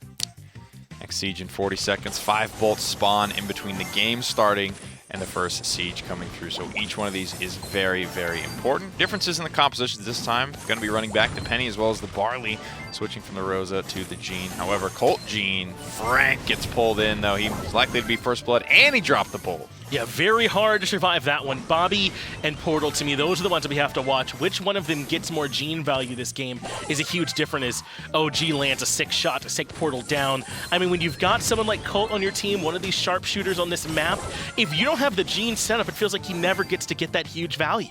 Yeah, it's definitely tough here. Such a high damaging character, and kind of dueling out here, but OG is an incredible sharpshooter player. Plays a lot of this Piper, plays a lot of this Colt too. Portal gets one magic hand, and that's going to be good for a kill to Squashy, making sure this defense holds. They are going to bring in the Siege Bot, but Squashy's the man to kill when a Siege Bot's coming in. Look how little damage there is represented when they don't have him here. I mean, Bobby and OG can't even really get in range, so that's just how critical it was taking him down. But even still, just coming in on the tail end, that's so much damage. They're down below 40% already, down below 30. Squashy only just got there. Again, it comes down to the players. What is the context going into this offense? Wow. That's how much damage it gets done. Now, an interesting decision is made there to Magic Hand Squashy into turret range to kill him, rather than saving it for that Siege Bot to pull it away, get extra DPS uptime for that turret to burn it down, and it ends up costing them. Oh, they just want to try and barrel their way in. OG goes in first, and that buys just enough time for Squashy to grab the kill. Suddenly, we got ourselves a 2-0, and we are done with Siege. Man, I mean, we talked so much about Bobby and Squashy that time, too, but OG went to the store and bought space for that team, for the rest of the team to operate. I mean, that was so impressive. He won a lot of 1v1s, and the final play there is great, because, like we said, that final blast on Penny's turret was changed to actually physically target enemies, not just kind of go in any random direction. So what he does there is he wins the 1v1, drops his turret out in deep in turret range so it can start to tank, so he can move in, start to attack it for some damage. And then, like I said, this turret's been tanking the whole time. When it dies, all 6 of those final blasts have nothing but the enemy turret to shoot. And those all hit incredibly hard. You can see big damage numbers up, and we're talking probably close to like 10,000 damage if all 6 can hit the exact same target. Turret doesn't move. It's going to eat all 6 of them and take a huge chunk. Now, this next set is going to be Brawl Ball. Before you talk about on that, I do want to touch on the Frank pick by Tyrant Star one more time. I feel like in both of those maps, it got a bit outclassed. In the first one, it was by the Rosa. Obviously, that was selected by Sneaky Plantis. But there in Game 2, I felt like he didn't have any room to move in between Penny and the turret, between the Gene that was pulling him back in. I mean, I don't know, man. Maybe they died on that Frank. I think when the Magic Hand came out, that was a big turning moment for me as well, where they're just not really afraid of it. You know, he's big, does a ton of damage. But at the end of the day, when you get close to Frank, it can be a very difficult character to leverage well because of the conal nature of his attacks. If you take one step to the left or right, all of a sudden you could find yourself completely out of range of Frank's autos. We've now moved our way into Brawl Ball, and of course we can't let a tournament come to a close without seeing a Carl of some kind picked up here by Squashy. But Tyrant Star on the Shelly gets things done first, takes down the Rosa. There's one on each side, one for Shadow Jutsu, and one there for Sneaky Plantis as well. And Shadow Jutsu moving in. OG goes down as well. Rosa showing some value. That's just part of it, man. Once Rosa gets up in your face, she's just going to just force the ball, destroy you. And Shadow Jutsu's able to walk that one in once the super is popped. An unstoppable goal, really. Really not much you can do to stop it. Like you said, without some form of CC, they're going to hold onto that ball. Portal has good placement, though, on those mines. That cuts down a lot of the push potential, but OG here on this Poco doesn't seem to mind that much. Squashy could use some heals, and Numb come through. Portal grabs that one. Poppy gets in the face of Bo, though. Wants to get out of combat here. If it's only for 1 or 2 ticks of out-of-combat healing. And it's okay there, honestly. Shadow Jutsu burning his super shield. Probably assuming Bobby was going to as well, but Bobby didn't. So now he has it. Jutsu doesn't. I wonder if Shadow Jutsu thought that path was a little bit more open there for a moment. Recognizes that ball has to come back out. It kind of looks that way, doesn't it? Yeah, if you're not quite in screen, then you're like, oh, I see it is indeed blocked off. And that's one more thing to notice. How many of them do they have that can do the destruction? It's going to be up to Shelly for Tyrant Star as Bobby grabs Shadow Jutsu. Well, Bobby, at the end of the day, is going to survive there. Popped his shield, sort of anticipating a fight with Shelly, but a fight that never came. Sort of like what happened to Jutsu earlier with Bobby, and now both those supers are off the field. Neither Rosa shield is available currently. Tucking that ball away into the corner, though, is a good idea. Try and force them up into this Rosa where they don't want to fight in her range anyway. Nice. Without the bow, and with Tyrant Star getting a skill, that forces Shadow Jutsu's hand, and he can't quite hang here by himself. Does get one kill into OG, but Squashy and Bobby can keep pushing, but Portal responds just in time on this bow to stop. Little bit of chickens before they hatch type of situation there. You could see Bobby starting to make an early move for the ball. Squashy there on the Carl as well, trying to get into position to score the goal. OG wasn't able to finish the kill on the Jutsu. That ends up costing them. And as excited as I was for the Carl, I don't know if there's been enough Carl value yet this game. As soon as I say that, though, he spins in, finds the kill in the Portal. Shadow Jutsu, though, is doing more than enough just to keep them away. Only 6 seconds, and they've got to find a score to try and tie it up. But I don't think it's going to be able to come through here, pretty hair. Nova Esports, hold on here on this first map. Little messy there from the Plantas. They little bit. had some opportunities there, but like we said, there was just small little razor-thin moments they didn't quite calculate right, and like we said, OG ends up going down there to the Rosa. That was one I think they anticipated to get, or at least have be worth it for them, and that was really where they were looking to score, but sometimes it just doesn't happen that way. And this is how much early goals can hurt you. I talked about it in the last set that we called on Brawl Ball. When you give up those early easy goals, then it lets the other team play so much more relaxed, so much more defensive, and it becomes that much more difficult for you to push past and score. I also just don't know if they got enough Poco Carl value in this game. It felt like they were needing to destroy some of those barriers a little bit more, and they just didn't have anyone who could really comfortably do it. It's one thing that definitely it helps you on Brawl Ball to be able to do that. Sometimes these games don't even last long enough for it to be the case. Sure. And in the case of Rosa, she just walked in, and if you can get a good opportunity, you get the ball deep down in your opponent's territory, you pop your shield and just walk it home. Well, this time the center area a lot more opened up. What do you think we're expected to see on the second map? I feel like this might be a little bit more room for some of our sharpshooters to feel a little bit more comfortable on this one. I don't know about Piper so much on this map. No. I mean, last time we saw her, she did kind of end up hurting her own team a little bit, but maybe there's some room for her here. If you talk sharpshooters, I think Colt's OG, or OG's Colt, I should say, is something that really started to come into play a couple of weeks ago, and I think he's very good in Brawl Ball because you're okay and to use a super with the expressed intent just to destroy some obstacles, because you can clear a lot with one Colt super, and it's so precise that you know exactly what you're getting. Like with Brock super, sometimes those rockets can feel a little random and they don't quite hit the marks of where you're hoping they will, but with Colt you can go in there like a surgeon and just kind of clear out exactly what you want to get rid of on a map. And with a team as coordinated as Sneaky Plantas, you could even be doing that coordinated, right? You know that your Colt's going to break down some barriers, so you can be ready to shoot right in that timing when it first opens up, and then maybe Nova Esports wouldn't be in the way in time to try and prevent it. So there are some options, I think, to play around that Colt and some of those pocket picks they showed us earlier on in the tournament. But now that we're in the semis, we can kind of answer that question from earlier, right? How much did Sneaky Plantas like those early drafts, and how much of it was just them kind of, we're in the earliest stages, maybe we don't have to show everything? Already I'm starting to feel like it's a little more of that. Like they're calming down just a little bit in terms of compositions. We're running more of those standard picks. Running the Carl, and I'm sort of with you. I don't think it got a ton of value, but they are going to run back the same type of composition. This is a very tanky comp. You put a tanky comp in front of Poco, and it's easy to snowball something. You don't have to rely as much on winning a team fight to actually get one of these goals. Shadow Jutsu going to do it again? Just to walk it in? Yes, he is. They've got to figure out some kind of answer to my man on this Rosa. Twice in a row in the opening seconds, he just walks it down Main Street. Without shield as well. That's the biggest thing there, is he didn't have to burn anything for it. Now Portal moving the ball, making sure that his squad has an opportunity here to set up to fight and have the ball as close to the goal as possible. Shadow pops the shield, moves in on Bobby, and gets a lot of damage out early. They don't have an answer here. They can't burn this Rose in time. He just walks it in. They did not have anything that they could do. They went too tanky, and they didn't have enough burst damage, it felt like, to shred through this Rosa. Shadow Jutsu did whatever he felt like. Yeah. At the end of the day, brutal. That's pretty much it. He walked it down. Both these comps fairly tanky. Can't get super close to the Shelly or else you're going to get exploded. Shelly was a non-factor there in that game. It was really just the two of them, Poco and Rosa, managing to get it done, and positioning so important. You can see here, losing your Rosa early. OG knows. He's like, there's nothing I can really do to stop this at this point. Squashy popped the super to try and get in there, but the early lead ends up leading to another Rosa shield in round 2, and it's enough tankiness to get Shadow Jutsu there. What a chunky heal for Portal, too, to keep him topped up, like 3K or something like that. He was able to heal that Rosa back up, and every bit of it mattered. I think she had 500 HP when she got the gold towards the end, so, I mean, that's just how big of a difference maker having something like the Poke on your team could do. And just like that, I know how much you like Brawl Ball. We barely got to talk about it. We're already on the heist. Right on the heist, indeed. Now, we'll have to see. Continuing to pay attention to these compositions, specifically from Sneaky Plantas.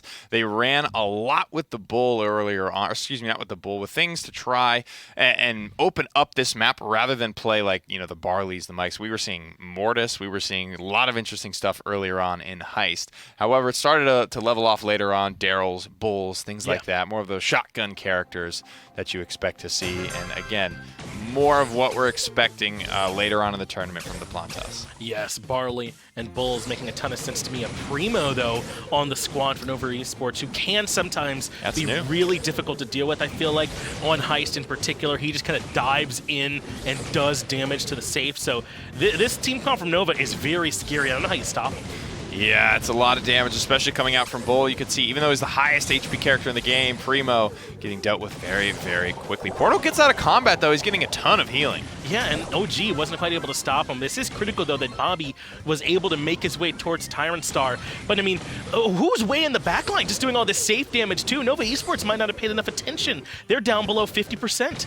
Bit of a gamble there. Sometimes you just have to let the Bull go when he dives on in. A lot of damage comes out in return. Shadow Jutsu baits everyone in. But at the end of the day, procs his Berserk, gets a ton of damage out, and he goes down swinging. Squashy's not done yet. Tyrant Star gonna have to spend some time in the afterlife as well. But Portal on Primo, this is what he does so well. Just dives in, breaks the barrier, and gets off some damage. But Tyrant Star trying to keep that safe alive in the backline. This one's still close here, especially because Shadow Jutsu doesn't have that mobility super available. And just like that, the game is tied up. The game is back in favor of Sneaky Plantas. One more attack would do it, but no, Jutsu dives and finishes the job. Makes his way all the way to the backline, man. And this one felt like, to me, just these two teams kind of racing to see who could make it to the other side first. Sometimes you see these slow battles over mid control and who can slowly push their way past to get to the safe. This time they're like, nah, we got all these Bulls and Primos, let's just dive. Yeah, when you have so many, high burst damage characters, especially at close range, Bull's a guy, sometimes you got to just cut your losses and you have to just counter-aggress. Because if you spend the time to walk back to him, not only are you giving up the opportunity to get some return poke damage, but he's getting damage the entire time you're walking back on that defense. He might even blow you up when you get back there if you're not careful. So Bull is such a tough character to deal with, and you have to make a lot of tough calls with him. And I don't want to call it too early, but I don't think we've seen a Carl be successful yet here for them. No one else has really picked it that we've broadcast except for Sneaky Plantas, and he hasn't won a game for him yet. I mean, I don't know if he's the pick now. Maybe some of these changes to him were too much to where he can't quite keep up. Carl is very tanky, still fights from range. It's two of the unique things about him, but at the end of the day, he doesn't do a lot of damage, period. The really only way to min-max his damage is to attack closer to a wall, and in these quicker games that are snappier, the engagements are very fast. It's Bulls and Primos diving in. That's not Carl's wheelhouse. He doesn't even really love to super on top of a Bull because you get, you just get quick fired down in 2 quick shots. It's very difficult to deal with, and Carl does thrive in those longer sort of pokey engagements, but that's just not what's happening. I agree, and none of these matches has he had that freedom to sort of poke his way through, and then he can kind of dive in usually with the super. But in this one, even that some sort of dive potential he has is outclassed, isn't it, right, by the Bulls and by the Primos. So even the thing that he might do particularly well in this match, he doesn't stack up with everyone else. So I wonder if Sneaky Plantas are going to make some adjustments in terms of that composition, maybe move away from that Carl and try and maybe out-dive this team, also kind of go all in. It doesn't necessarily have to be the Primo, but something like that. This is why these weeks after those balance changes can be so interesting to watch. Who's making adjustments? Who's sticking and remaining inelastic? Tyrant Star will pull out the Carl this time. Interesting after all that else about how maybe don't pick the Carl. It's Tyrant Star. Despite what he's seen from Sneaky Plantas, he wants to pick it up. They've got the Shelly and the Bull as well, so a ton of close range damage. Portal tries to dive, but I don't think it quite works for him. OG burns him quick. Yeah, OG's so good with this Rico. Knows those angles, knows how to play it. And this is, you're seeing it now, one of the slower maps. That sometimes these mids are so wide open, it's almost impossible not to have some type of a fight. You can see Portal trying to dive in, trying to dive up and over the wall with the bounce pad. He's going to be able to get some good damage out here with his Berserk active as well. He's got to match Squashy, though, who went to the back line, mirroring him. It is still up there, apparently, at this point, though it does look like Nova came out a little bit the better this time. Squashy goes back in one more time, and Portal's waiting for him, blows him on up. There it is, OG continuing to find poke onto this Carl, who still has remained about as useful as he has in any of these other games, just poking and prodding away. Maybe he has an opportunity here to pop super and sort of dive the safe, but Squashy is here. Squashy's aware of his presence. But look what Portal's able to do, because OG and Squashy couldn't quite decide where to go. Tyrant Star does make his way around to the safe. They all in commit onto defending him, and now it's Portal who healed up a bit, dives in, but he dies right away. Tyrant Star is at least able to reposition, but for the most part, I almost forgot Shadow Jutsu was here. He's been playing defense, I guess? Yeah, pretty much. Shadow Jutsu trying to prevent the poke damage coming out from Bobby. It worked okay, but still in the lead here with 50% damage on the stave. Nova Esports purple need to get in here and do that extra 2%, but they can't. They're stonewalled yet again. That's where Tyrant Star likes to be, but Squashy, undeterred, even by losing his teammate, dashes in for some more safe damage, and that's good stuff. Yeah. Brings it down to 40%, but it's been so close between them, it almost feels like whoever dives closest to the end of the game will just win, because they'll have the most recent damage. Yeah, very, very volatile, swinging back and forth here. OG is going to go down. This might be the opportunity. 28 seconds on the clock. Squashy doing what he can. Bobby supers in, damage reduction up, and he grabs a kill. But Squashy staying alive there was so critical. Now he'll be able to out-of-combat heal, and that push that looked so good for Nova might now just favor Sneaky Plantas. In fact, they don't even have to push. They've got the safe lead. All the pressure's on Nova. That's why Portal dives in with reckless abandon, but he's just not going to be able to get there in time. Look at the damage the Planters are putting out. Ooh, one more shot from Bull could do it. 17% to 12. It's close, but no cigar. The dive pays off. Sneaky Plantas able to get a win on the board. And they desperately needed it. That had been 3 in a row at that point for Nova Esports, if you go back to the last set and count those 2, and then the first one here on Heist. So finally, Sneaky Plant to slow down some of that momentum and try and get this thing back towards parity. I mean, I'm surprised by how close it's been between these 2 squads. Yeah, for sure. I mean, like we said, Nova Esports has taken down the Plantas in sets before. Sure. Vice versa. Last week, Plantas did it and were able to win the tournament overall. But again, it's kind of, you never really know what's going to happen. You could see the split-second hesitation there from OG, like he wanted to go play defense, but then he realized the call here was just to go all in, get as much damage out. We've seen games of Heist on this map as well be decided by as little as a single recoil bullet. So very, very important, whatever the call is, to go all in on it. And that's what can be the difference maker at this high level. Once you make it to semifinals and finals, split-second decisions, one extra shot here or there, that can absolutely make the difference sometime as we move on to Kaboom Canyon. This will be the final map here for Heist. I love that name, by the way, right? Yeah. Kaboom Canyon.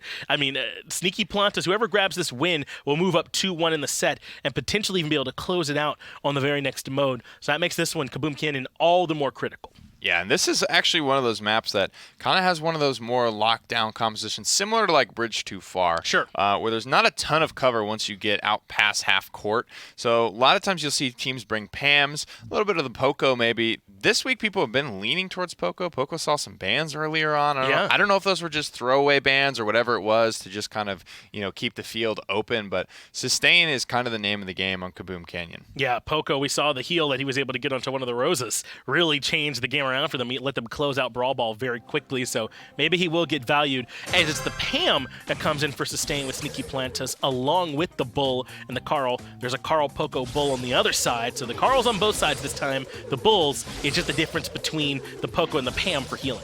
Yeah, Pam will provide more healing overall, but it's less bursty than these Poco supers. As you can see, Bobby full commits with the super there. Poco a bit defenseless on his own. He goes down. The heal's been planted by OG, but a little bit back. That feels more like a fighting for mid-control type of placement than really an aggressive one, so I'm not sure that Sneaky Plantas are ready to move in just yet. Shadow Jutsu and Tyrant Star, on the other hand, wants to try and get some damage onto this turret and to OG at the same time, and they bring down that super. See, though, it looks like OG will be just sitting back here chilling, playing defense. Shadow Jutsu is held in control. Squashy, though, he's already getting damage on the safe. Red has to full commit here. And they will. Shadow Jutsu's the one that pushes in, and Bobby left with limited options up against a Bull this close. OG spawns just in time to help out. But look at the safe damage that's going towards Nova Esports. Sneaky Plantas, it's Squashy in particular. He's just been back here all game. They never had an answer for him, and he takes it almost single-handedly. To be honest, that was still a little bit closer than I thought it would be, given how much uptime Squashy had. Squashy did a great job realizing that in close range, Carl really doesn't hold a candle to Bull, so he pulled off of the safe a couple of times to get the kill. Really close to actually getting the berserking uptime, which that's when the nail's in the coffin at that point. Bull's just cranking out damage. Very, very close regardless, though. You can see when Bull is in the game, Heist is never really over till it's over because this guy can just swing it back and forth so quickly. Yeah, Shadow Jutsu was trying to match it, but I think it's just a matter of timing. It's perfect. He just didn't have enough down there. The Bull on the top was just chilling. Squashy Yeah. never really was under any pressure. And it's because they were able to keep 2 down there long enough and keep them busy that there weren't any respawns to sort of get back out in front of them and stop them. So just like that, they grab it. It gets a little messy, but at the end of the day, they actually ended up keeping that Bull alive kind of in berserk threshold. He was like it was almost like min-maxed perfectly, so he was cranking out damage. That's why you saw him almost catch up to Squashy's damage. Squashy was up there the whole game, but Yes. at the end of the day, that 40% extra reload speed is a big, big factor. Now we're on to Bounty, though. Maybe quadding things down a little bit here, less volatile. 1 or 2 kills, sometimes 1 kill period has decided full games of Bounty. And Sneaky Plontus, the ones back on top after winning just now on Heist. So now they go up 2-1 with a chance to close things out here on Bounty. They can grab this win. Nova Esports obviously don't want to let that one happen, so they got to try and slow things down. I expect we'll see some slight differences. If these two teams are valuing Carl, he could certainly still be good here, but we might see the bows end up coming out, some Brocks, those types of things to try and fight through all this grass. Though this first one, Excel, not as much stealthy the whole time. Yeah, this one you're looking to definitely at least see Barley. Sometimes we see Pennies as well. Barley's for both sides. Pennies just for one. Tucking those penny turrets away behind these little rows of trees and bushes and things like that. Really, like I said earlier, it comes down to just forgetting about the penny turret. Sometimes it's not worth it to grab that star in mid. Now you open up map control for Sneaky Plontus. I mean, we talk about Gene as a support so often, but Bobby able to get up close and find some nice damage, too, to get them that very first kill. So it is Sneaky Plontus with the early star advantage this time, but I'm looking towards Bobby to be the big difference maker with that Gene pull. If they're on offense, they might not, or rather they have the lead, so they're defending, they might not even need it. But if someone, on Nova pulls away with those stars, he can kind of pull them right back in to swing things quick. Well, Super is available for Bobby, and that's why you pick up Gene. If you're not hitting hands, and he does almost every time, Bobby is good for it. He pulls him back in. Catch these hands, my man. Tyrant Star tries to move forward and at least poke out OG some, but it's just not enough. Look at Bobby on this Gene doing work. Pushing up forward. I mean, this is not normally how we see Genes played, right? This far out of cover, just with reckless abandon. Oh, what a wild man. And that's kind of the way Gene's attacks are. They're actually pretty potent before they split off into the little tiny poofs. The bigger poof does about 1,000 damage, so you can really get in there and quick fire and take somebody down rather quickly. Bobby, at the very least, loses his life, yes, but charges up yet another magic hand. It's so funny, too, because Gene's designed in this way where his damage is really good following up on his super, and then just kind of pokey outside of that. But Bobby's playing him like, who needs the super? I'd have to pull you to me if I'm already up in your face. And so now it's just Sneaky Plontus playing defensive 20 seconds to try and hold on to their 3-star lead. And they're totally good to play defensive for the moment. OG and Squashy do need to be careful. If either of them go down without a trade of any variety, then they will tie this game up, and we will just have to remake. But 100% hit rate on these magic hands so far. Bobby moves in for another one, finally misses a magic hand, but it doesn't matter because they literally ace poor Nova Purple.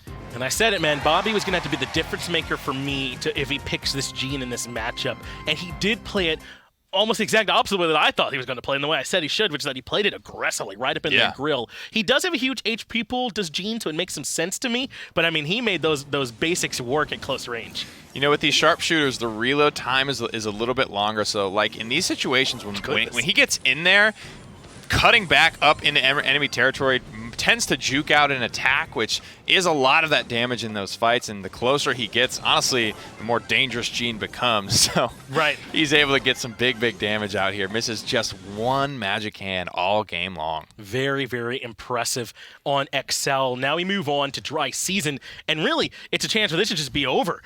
So it's on this bounty map, we might not even get to Bullpen so far. So we've seen some huge Gene value from both teams played the Brock to differing levels of value on that one, but with the way Gene was just played, not be surprised if we see it again.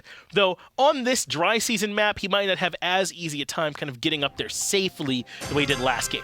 Yeah, we see a lot of the Pipers in the Brocks, and they're going to stick with the Penny, so sharpshooters all around. That's the name of the gamer. We've seen some funny business, like you'll see a Rosie here from time to time as OG grabs the opening kill on a portal. Yeah, but this is a map where the sharpshooters do feel so good. Shadow Jutsu being poked out by OG, and I love seeing OG on Piper in particular. It feels like he never misses, but that's a big play. Tyrant Star is able to come up and find 2, and just like that, Nova Esports have the star lead. They're not ready to go just yet. They were really playing around that mid-star and kind of lost sight of the context of the situation around them. Gave up a couple of big kills. Piper Super comes out, not only with the purpose of destroying that wall, but the Penny turret as well.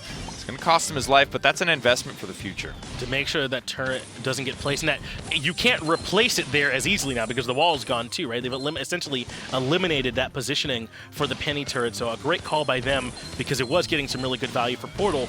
The problem is, though, they've got to translate that now into some kills. They're down a ton of stars as Portal gets one more. It's kind of looking a little shaky in this game, Finch. I'm not going to lie. Yeah. I mean, they're really just losing. They're just losing these 1v1s all across the map, top to bottom. There's really no other way to slice it. It's not any cheeky play, anything even really out of the ordinary from Nova Purple. They are just getting these kills. Hitting these critical shots, and really what I've loved is this patience from Portal, the way that he's been positioned and been willing to rely on this turret, and then some of those Brock shots too have been nice. And now with the countdown getting lower, below 30 seconds, it's time for Sneaky Plantas to move up aggressively. Squashy is able to find one, but it's nowhere near enough though. They've got to move in and find more with only 20 more to go until this one ends in Nova's favor.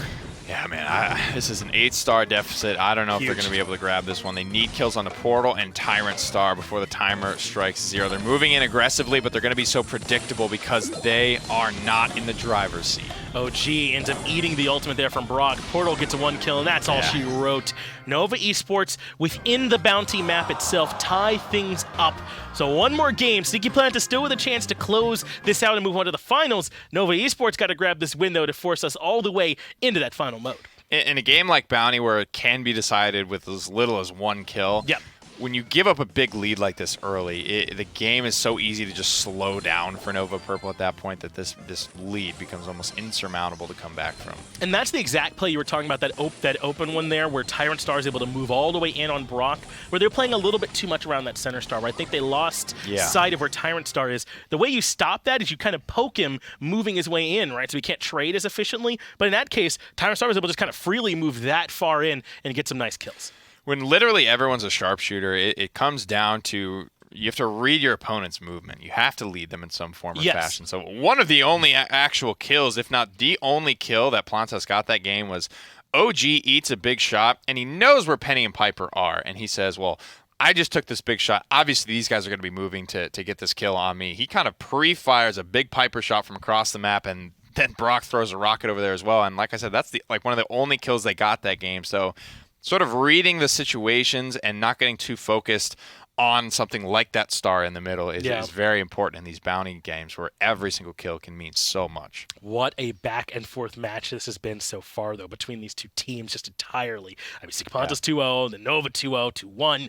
It's just been so close. Even those 2-0s were, except for I think the Brawl Ball one, the second one that Nova got, that one was not close, but everything else has been back and forth. Brawl Ball, the whole set felt like that game of bounty. It's like Sneaky Plantas, they're an insane team, right? So they have this expectation, I think, on themselves of how these games are going to go, right? And so if things don't go their way early, it almost feels like they can snowball in terms of falling behind because they have to make more and more aggressive and commanding plays to get back into it.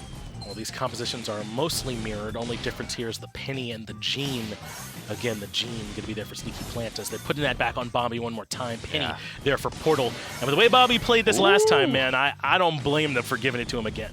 Yeah, so much poke as well. You can see those Penny attacks are almost like the Jean attacks, but they have to hit something to splinter into their 3, honestly, bigger damage projectiles. So Jean has the ability to poke out and gain that very, very valuable information. Portal moves in with confidence, grabs first blood and the mid star. And that was because they moved up to try and take down Shadow Jutsu, didn't quite get the kill. And Portal was like, well, if they're going to move up, that's my chance to weave in, back out, and find a kill. But OG lands the snipe. That's critical to bring things much closer. Still favoring Nova Esports, but just not entirely now as Sneaky Plantas kind of control the middle of the map.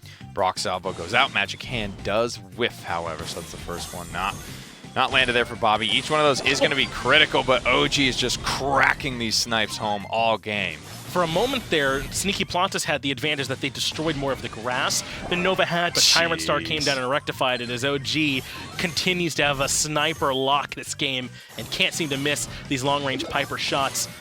Bobby hasn't even really gotten them any magic hands. This has felt like Squashy and OG finding huge value. Nice jukes here from Squashy. Everyone's moving very predictably to try and grab this kill, and it makes it so easy for OG.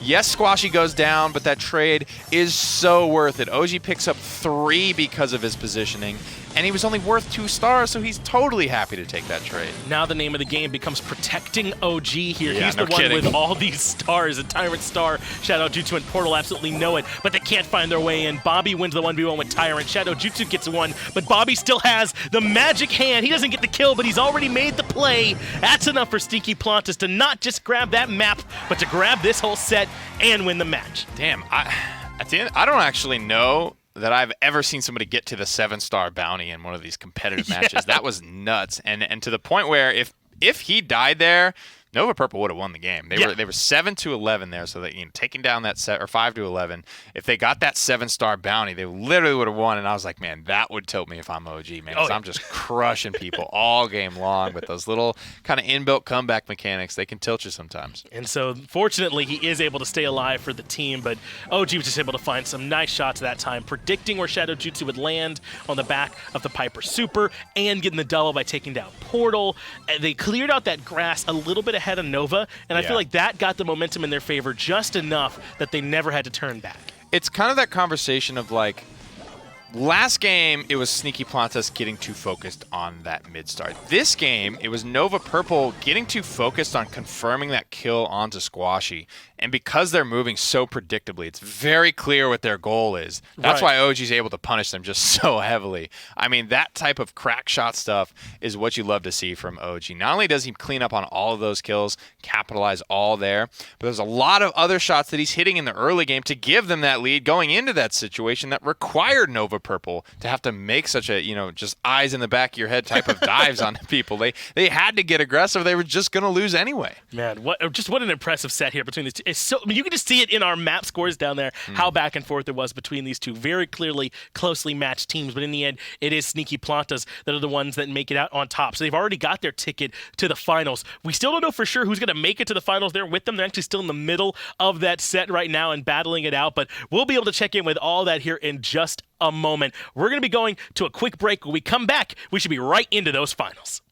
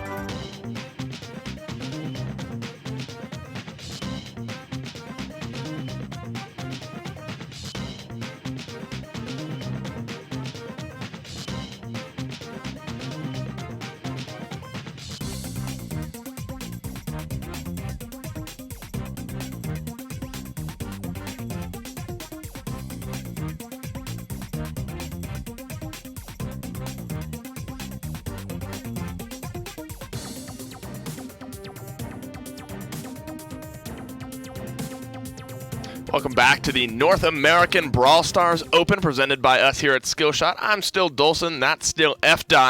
We got the finals this time around. Honestly, the same thing last time around. It was a 3-1, but it still felt like that last semifinals we got to see should have been, maybe a 3-2, but it does end up 3-1. And here we got the Sneaky Peas and Stupid Man Carries, Rosa and BB notably banned out going into this one. So the frontline sort of in-your-face damage dealers are a little injured in that ban phase there. For sure. A little bit of the melee characters kind of going to the wayside. But as we said, Stupid Man Carries is coming in here. They beat Just Muckin'. And Stupid Man Carries, if I'm not mistaken, took last week's #1 trophy home. So to see these two match up in the finals one more time should be very interesting. Sorry, it's an offshoot, but I was looking at the bracket, and somebody's team name is We Are Only Good at Gem Grab. That's a team name. Unbelievable. That's hilarious. My team, actually. That's your team. Oh, it's only funny good either at way. gem grab. Oh, I love it. As we said, Rosa and BB banned out this time around. You're right, though. It's sort of the semifinals tend to be, one of the Nova squads, Sneaky Peas, Stupid Man Carries. So seeing, I think, these two in the finals, not that surprising. Not surprising at all. These guys have come out time and time again. We see what's going on with the Sneaky Plantas, and OG and his team have been in the finals or winning virtually every single week. And then across the way, Stupid Man Carries, not the same, but kind of not the same, but towards the latter part of our tournament, sort of the same as weeks 1, 2, and 3. Probably not so, but 4, 5, 6 has been Stupid Man all up front and center. Well, we're starting off in arguably the slowest game/map combination. It's going to be Bounty, and it's going to be played on Snake Prairie. Yep. So the last time around, we saw Bo was heavily prioritized in this one. And I imagine that does not change, especially when you get down to these finals. All the teams are going to be playing smartly, playing together. As that sort of 3-man wrecking crew moving around, do you imagine it's going to be Bo, high priority here, and then, maybe some of those in-your-face damage dealers still? I do, and seeing the Rosa and the BB ban right away tells us that That's true. Snake Prairie is going to be real interesting because those characters are usually leaned on when everybody's clumped up together. So without having access to those, I'm definitely looking at the Brawl board. Right. Can I make that word up? Yeah, I'm definitely looking at the now. Brawl board and seeing what characters are picked up or left behind. Well, a character who's on the Brawl board, we haven't seen too much of, but could fill that role is Mortis. Obviously, Sure. Got updated in this last little patch. Doesn't come through this time around.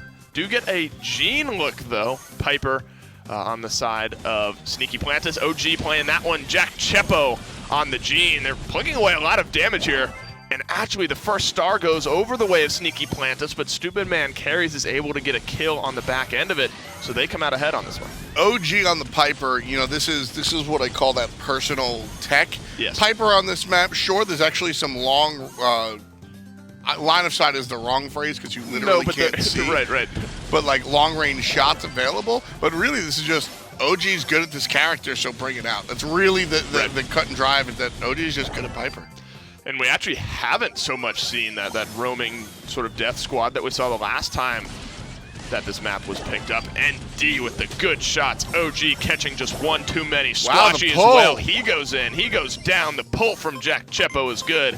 10 stars to 1 is where we stand. Real nice stuff coming out from Stupid Man as they were able to make some aggressive plays. Interesting, they made some aggressive plays going all the way in. They made some passive plays just looking for a pull. And they made some kind of in-betweeners where ND and Crying Man were pushing up and finding some pot shots here and there. So they have 12 stars, all of which have come from 3 very different ways of playing the game. Absolutely. It's interesting to watch because obviously the last time we saw it, they used the bow for just a little extra vision as they roamed around the map.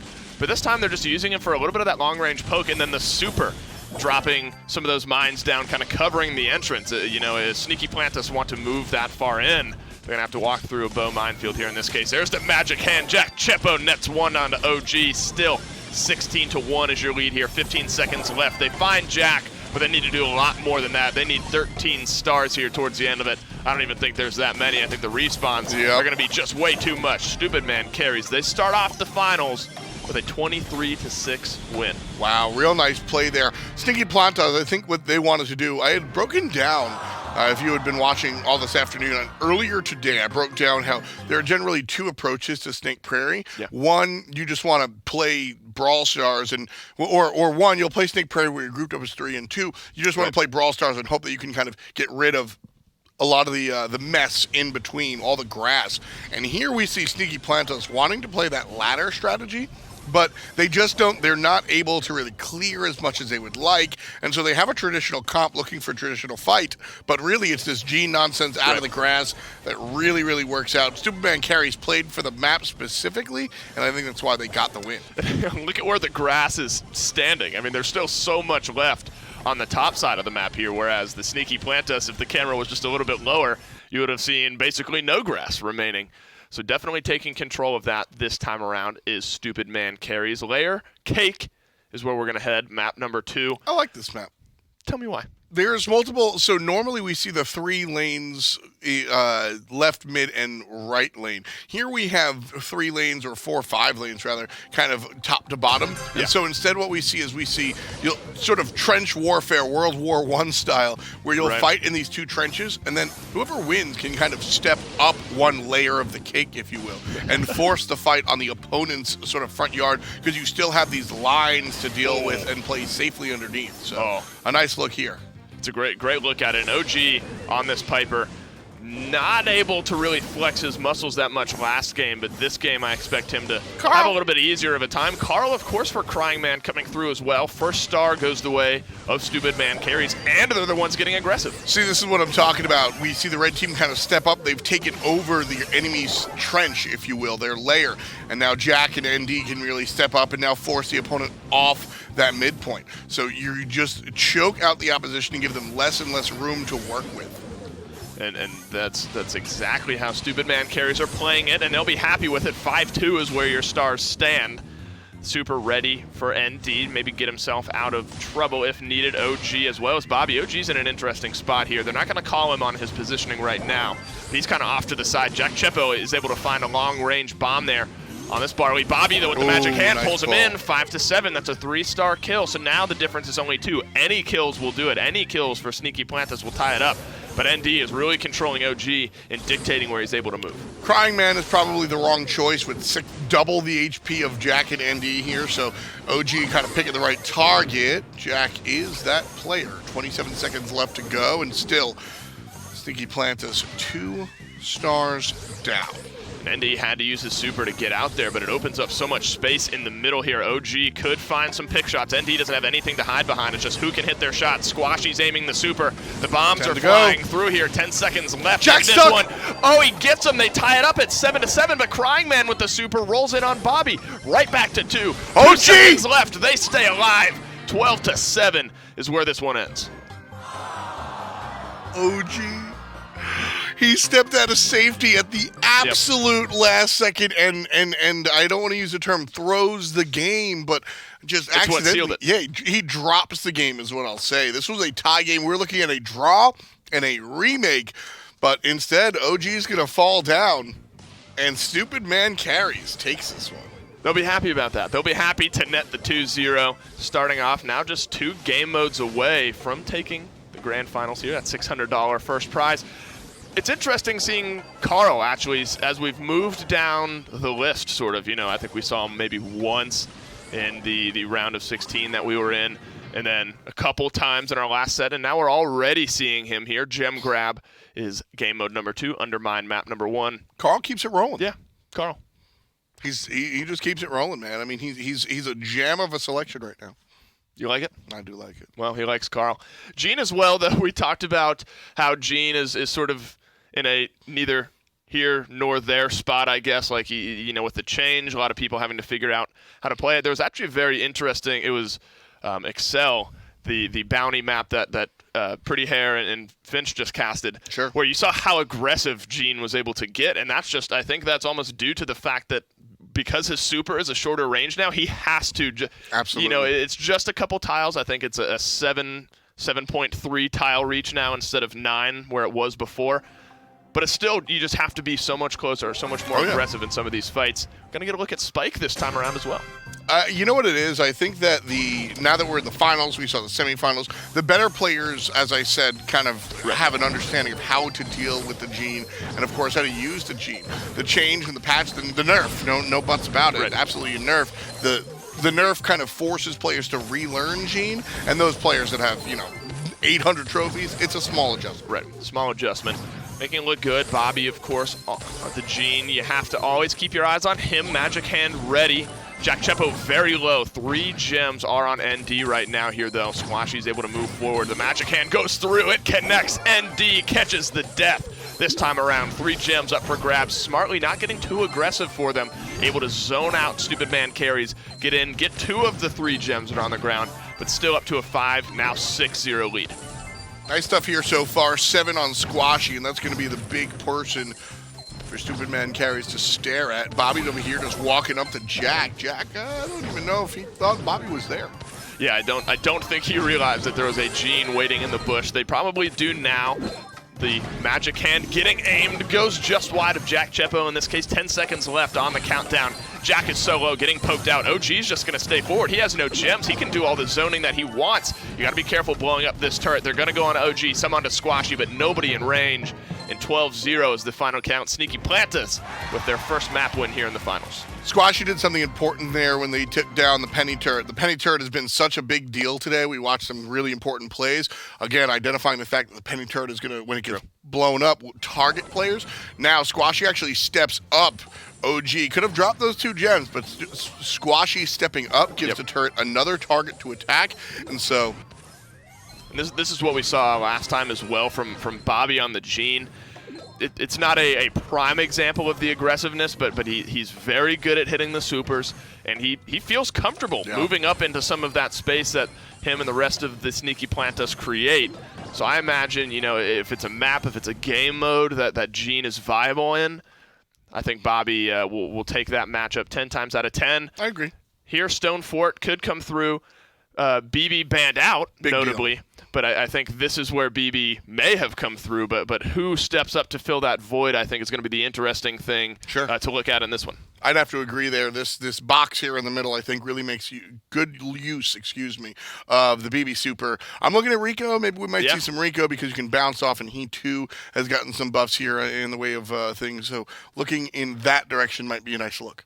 No, I agree. I think Rico could fill that role. I mean, it's not the same, bat swinging, AoE damage dealing. Bobby, of course, back to the gene. It is going to be the Rico, so that's big brain on our part here, knowing that one's coming through. Bo, Pam, Carl on the opposite side. We have a clean 6 brawler sweep here. No mirrors. Oh, wait, no, the Bo, is the mirror on either side. ND and OG, the 2-letter guys playing the same champion, or the same brawler, but on either side of that gene, Squashy gets taken down right off the start. Crying Man getting up, getting forward, utilizing that healing as well. Early 4-gem lead for Stupid Man carries. I'm curious as to why the Carl so much. Yeah. I had said before that Carl on the gem grab is a little bit more attractive because that super allows him to get in and out. Maybe he wants to pick up a gem in the middle and get out right away. Outside of that, I really he's tanky in the sense that he's double the HP of most of your damage dealers, but he's certainly not the. I'll be honest, this brawler was a little overpowered. Shout out to Supercell for some correct changes, in my opinion. But I'm not sure he's as evergreen as he once was. I'm definitely looking at him as being a specialist now.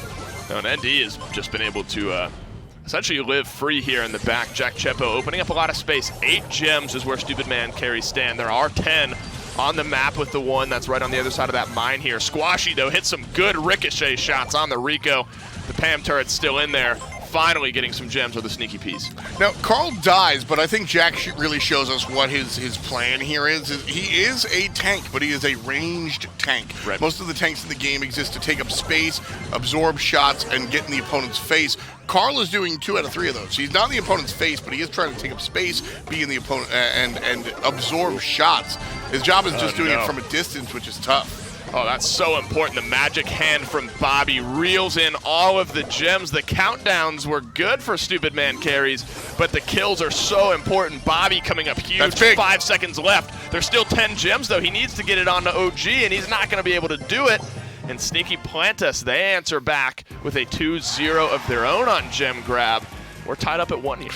I got so wrapped up in the Carl nonsense, I missed his complete gameplay. Fantastic stuff out of the Magic Hand, who literally turns this around. Yeah, it was countdown, 100% in favor of Stupid Man carries. Bobby comes up big, gets the grab, gets the kill for his team at the important moment. And Sneaky Plantus, they Magic Hand the victory right away from Stupid Man carries. They literally Magic Hand the game They and did. the set. Look at that. Now it's tied 1-1. Sneaky Plantus and Stupid Man. Nice and even here in game number 3. So we're basically down to a best of 3 at this point. Whoever wins the next 2, of course, are going to go home and claim themselves that nice $600 first prize. Yep. And it's been an interesting sort of dynamic to watch because although the set is tied at 1-1, Bounty is a fast 2-0, and then Gem Grab is a fast 2-0. Sure. Heist, maybe more of the same, but it seems like both of the teams have had such a good grasp on one game mode or the other, whereas we haven't seen as many of those 2-1s as we did in some of the previous sets. Heist, notably, is where we're headed for game mode number 3. And I'm excited to see how this one plays out because, like I said, it really almost, you can tell which way it's going to go based on how Team A or Team B performs right off the bat because it's been so convincing in the last 2 sets. So that's the dynamic I'm looking forward to in this one. I think Heist is going to go in the direction of Sneaky Plantus. I'm going to put my chips on the table. SP has done a really good job when it comes to Heist over the past couple of weeks. Their ability to pick the right characters, whether it's Daryl or Bull, and just find the damage. They've got a really good Rico player on their team as well, and this map is one that really kind of offers that play. Not going to be the case, just strong. Oh yeah, there you go. OG on the Rico is a big deal, and that's kind of what I was looking at here. This map specifically, Rico can put in work. Bobby on the Barley as well. Squashy on the tank. This is a team and a game mode that I've loved watching. Sneaky Plantas, this is their mode to lose for sure. They have a good composition, but the early aggression coming from Stupid Man carries. Crying Man's going to use the super just to get in. OG cleans up a kill. But look at this damage on the opposite side getting returned. We stand at 81 remaining for Sneaky Peas, 72 remaining for Stupid Man carries. So the early advantage going the way of blue in this case. And that's I think what I expect to see throughout this entire game is the bull dash in, plug away a few shots, and just get out. Look at this angle OG has, and this is really what you want to do if you're a Ricochet main. You want to learn these angles. Boxes to barrier, and then finds the tertiary bounce off the top side. These are the angles that OG, or any Rico player, is going to know when it comes to this level of play. You should know it too.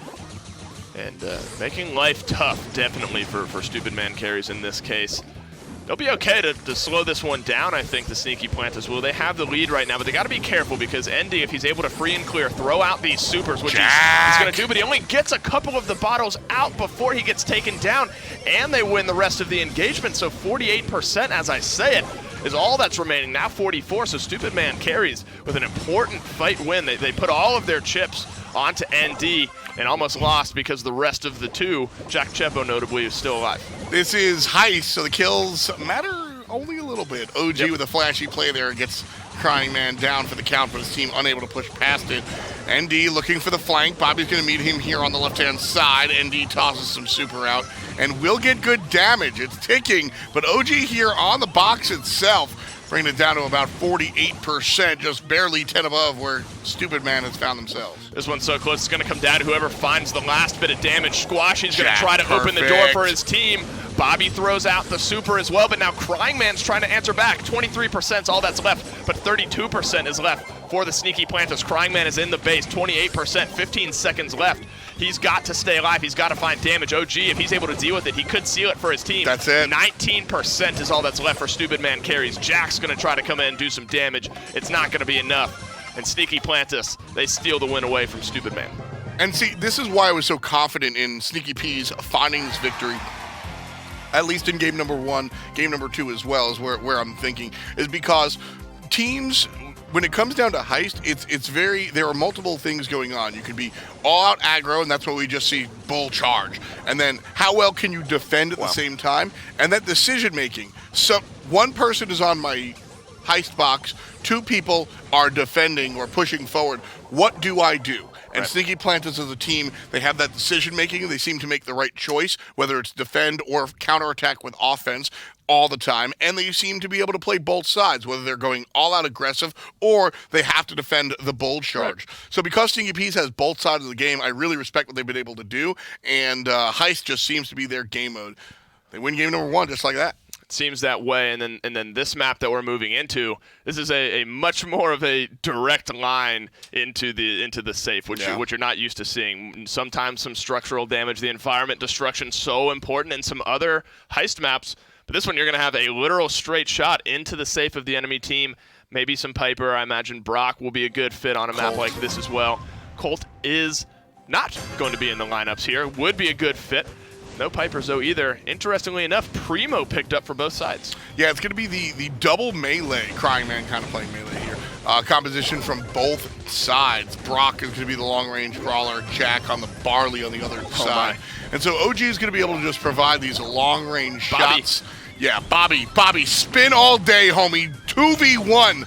That's right, boy. That's how it's done. Bobby's been living rent-free in Stupid Man Carry's base right now. He has the supers always up for him, the kills on his side. ND gets aggressive, finds a little bit of space. Bobby needs to stay alive. He's not going to be able to do it.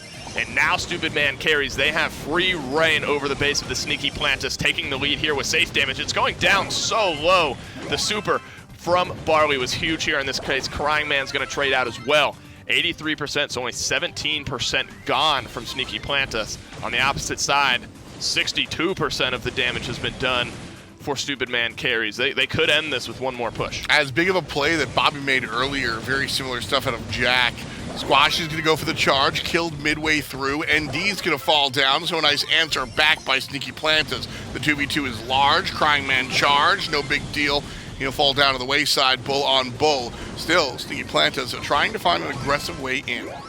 And ND is going to do just that. The Primo supers answer one and another back and forth. ND trades out his life for a little bit of damage. 22% is all that's left on the Sneaky Planta safe right now. They're kind of dictating where this game is going. Bobby had a hot start to this one, but has cooled off since then. ND trying to stop Squashy from doing too much damage. 8% down now for the Sneaky Planta. Stupid Man Carries just needs to get in. Jack Chepo maybe throw out a couple bottles. That could do it. 5%, 3%, 1%, 0%. Sneaky Plantas, another 2-0. Oh wait, no, Stupid Man Carries, excuse me. They tie it up 1-1. And this was Stupid Man Carries, I think, playing to their forte. I mentioned that Sneaky Plantas kind of had all these different strategies under control. We've seen them a number of different weeks in a row pulling all these strategies. Well, Stupid Man Carries, you know what they do really well is they just kind of beat you up. Here's Bobby's 2v1, and this is real pretty. This is real nice looking. But the rest of the game was just Stupid Man Carries just team fought so well. The trades were team fight. Right. And I think the trades were just so much in their favor throughout the rest of it. I mean, you see, I'll go in, plug away a little damage, trade out, and they're fine with that. See, even that last replay, that's Sneaky Plantas doing great defense, right? There, another fantastic defensive stop there. Primo following up where the enemy Primo went. But Stupid Man Carries won that single team fight and just kept the pressure. That's how SMC is going to find the victory here, is if they hit the gas pedal and they don't give Sneaky Plantas a second to really figure things out and breathe. Well, the compositions are going to be the exact same, not only from each other, but from last game as well. Primo notably being highly prioritized by both sides. Bobby having some good plays, ND as well. And he almost seems like he's sort of filling that Rosa BB role. When they're gone, that's the role he steps up into. No percentage done to either safe, though. Jack Chepo does have the Barley super, throws it out, gets a little bit of damage, but nothing on the safe just yet. Primo also has the super ability to jump over some of these obstructions. ND could literally jump onto the heist box right there. Crying Man gonna charge. There's to jump in. Big boy damage on the box, down to 57%, make it 56. But a double kill for Bobby. Sneaky Plantas play defense one more time. Yeah, but Bull's still alive on the top side right now. Squashy actually able to get out without dying despite the kills coming through. I'm surprised Sneaky Plantas got some kills and Squashy was able to turn tail and get out of there. 27% is all that's left here. If they get aggressive, Squashy could do what we normally see Bulls do, where they go in, they say, I'm going to die, but I'm going to plug away 10% of this safe's health. Bobby, too. Bobby's doing it right now. 18% is all that left. 15. Squashy. Trades himself out 1-for-1. He's aiming his super. He could charge in. That's what he's going to look to do here. Pop, 10%, pop. 5%, 0. Down it goes. And the Sneaky Peas, they take this one finally not a 2-0, a 2-1 though in this case. That was a very fast heist. Adjustment, the adaptation, real clean here. Sneaky Plantas realizes SMC are just going to go ham. That's the technical term. They're going to go all the way in and be that aggressive. And SMC realized, because you see, they play near perfect defense there and they still lose 44% of their Titan. Yep. And they go, all right, listen, if that's what's going to happen, if you guys are just going to hit the gas and do all this damage to our heist safe, well, then we will just fight fire with fire. And they quite literally call up Charizard and dive the box itself. That's exactly what they do. Great play and adaptation there. Well, F. Dot, it could all come down to Brawl Ball. This could be it. I don't, You don't think so? As I said, as confident as I was for Sneaky Plantas to win, maybe not as confident, but we've seen Stupid Man carries be very effective on Brawl Ball. I don't have the breakdown the way I had for the last game mode. They're just good at it. Sneaky Plantas we've seen kind of in different stages. Right. Stupid Man carries have just won a whole bunch of Brawl Ball, and they look good while doing it. So I'm excited to watch this one, and I think we're going to go all the way. Well, we just might, and they need to do it. I mean, they're down 2-1, so if Sneaky Plantas win this one, they're going to find the win. They're going to find that $600 prize at the top. Brawl Ball's all that stands in their way. We've seen, actually, with Rosa being banned out, it's a little different, but I think it was the Sneaky Plantas actually in the last one, or maybe it was Stupid Man. The one that Finch and Pretty Hair were just casting. Time and time again, the Rosa would literally just walk the Brawl Ball in and walk it through with... That's what they were losing to last time around. And Rosa's gone now, so that, is maybe a little bit out the window. But Frank notably could do something similar. So could Daryl as well. We're going to jump right into this right away. I think the advantage is on the side of Sneaky Plantas. Going with the small, squishy composition here in this case. I'm just saying because they have a Shiba Nita. Oh, right. The Skinergy is the correct is strong in this one. That's right. You notice the little keychain on her backpack, by the way? What is it, a Shiba? It's another Shiba. That's cute. It bounces as she... Look at that. It bounces while she walks. I love it. Second only. Big kill. To Maple Barley. The kills are all in favor of Blue. Actually, he sneaks that one in. Jack Chepo was close to being able to block that one off. Sneaky Plantas get goal number 1 in convincing fashion. They take the lead. They're in control of this first Brawl Ball. Potentially, if they win this one, just one map away from taking it. See the Angry Bear come out from Jack Chepo here in this case. Ball still untouched, still in the middle. Kills getting traded back and forth. ND, though, misses the end of his super, hits the boomerang. Down goes Bobby. If the ball goes in, it hits the box just off to the side. Nearly goes in, but it doesn't, and now they're out of position. Now the Sneaky Peas, they could find some kills, and they could push for the win. Squashy gets the kill on Spike. That's a big one. Spike is one of the more powerful characters when it comes to kind of dictating the pace of the game. Quite literally will slow enemies down with the giant slow zone. ND gets pushed down the bad way as well. Bobby, another kill onto ND. This is an interesting thing. I know Where's the ball? It's not really. It's right above Where's the Crying ball? Man right now. Where's the ball? Where's the ball? I couldn't find it for a minute. I was looking for it too. I had no idea. I knew it's right in the box there next to Crying Man. This is I mean it's not their choice, but we see sometimes in Brawl Ball team will punt the ball into the back of their base, try to win the engagement. But Stupid Man can't really play that way. They have 30 seconds left, and they're down by 1. They need to find the kills and get aggressive here. Ooh. Bobby trying to toss it back to ND, but the super comes through. 1-for-1 trade is where we stand. Jack Chepo's low. Squashy's in behind, but he has the aggro of the bear. Meanwhile, Jack's going to get the kill across the way. OG and Bobby still here to play defense. OG on the outside wing, not going to get the kill, but will slow the bear down. Crying Man with the shot, Squashy out of the base, respawn on time, and it's still a 1-0 game. 10 seconds left, there's only 2 left for the Sneaky Peas. Crying Man gets taken down, but with 5 seconds left, ND pushes it through. We're going to overtime in this one. Blow up we go. And with very similar compositions, with literally the exact same composition, it's not so much who has the advantage now because everyone has the same. It's who can get more aggressive. Bobby gets the super first, but right into a Crying Man super. It's an early 1-for-0 trade from Stupid Man carries. OG's the last one up. Shoot it, boy, shoot it. He puts it in. He wins the game. Stupid Man carries, takes map number 1. SMC on top. Again, this team does not really lose it when the going gets tough. As that countdown comes down, 30 seconds left to go in the game and you're down a goal, these guys don't sweat it. Nope. I think that composure is a big deal. 5 second left, go ahead goal. And on the opposite side, That's got to be tough for the Sneaky Plantus. You're in control. You score a very fast first goal, and then control the game the rest of the time. So for it to come out with 5 seconds left is definitely tough. Jack Chepo notably winning that engagement with OG time and time again. That's sort of how it worked out. And then, of course, the last second goal from ND puts it through, seals the deal. This Brawl Ball with Carl makes a little bit more sense because, one, as I said, he's a little bit tankier, 6,000 HP compared to the 3K that most players have. And so Carl being a little bit tankier but still outputting the same level of DPS. A lot of characters have to forego. All our tanky characters are melee. So when you look at, Rosa, you look at Daryl, technically ranged, but really just you want to barrel stuff, right? When you look at all the tanky characters, they have to be up close and personal.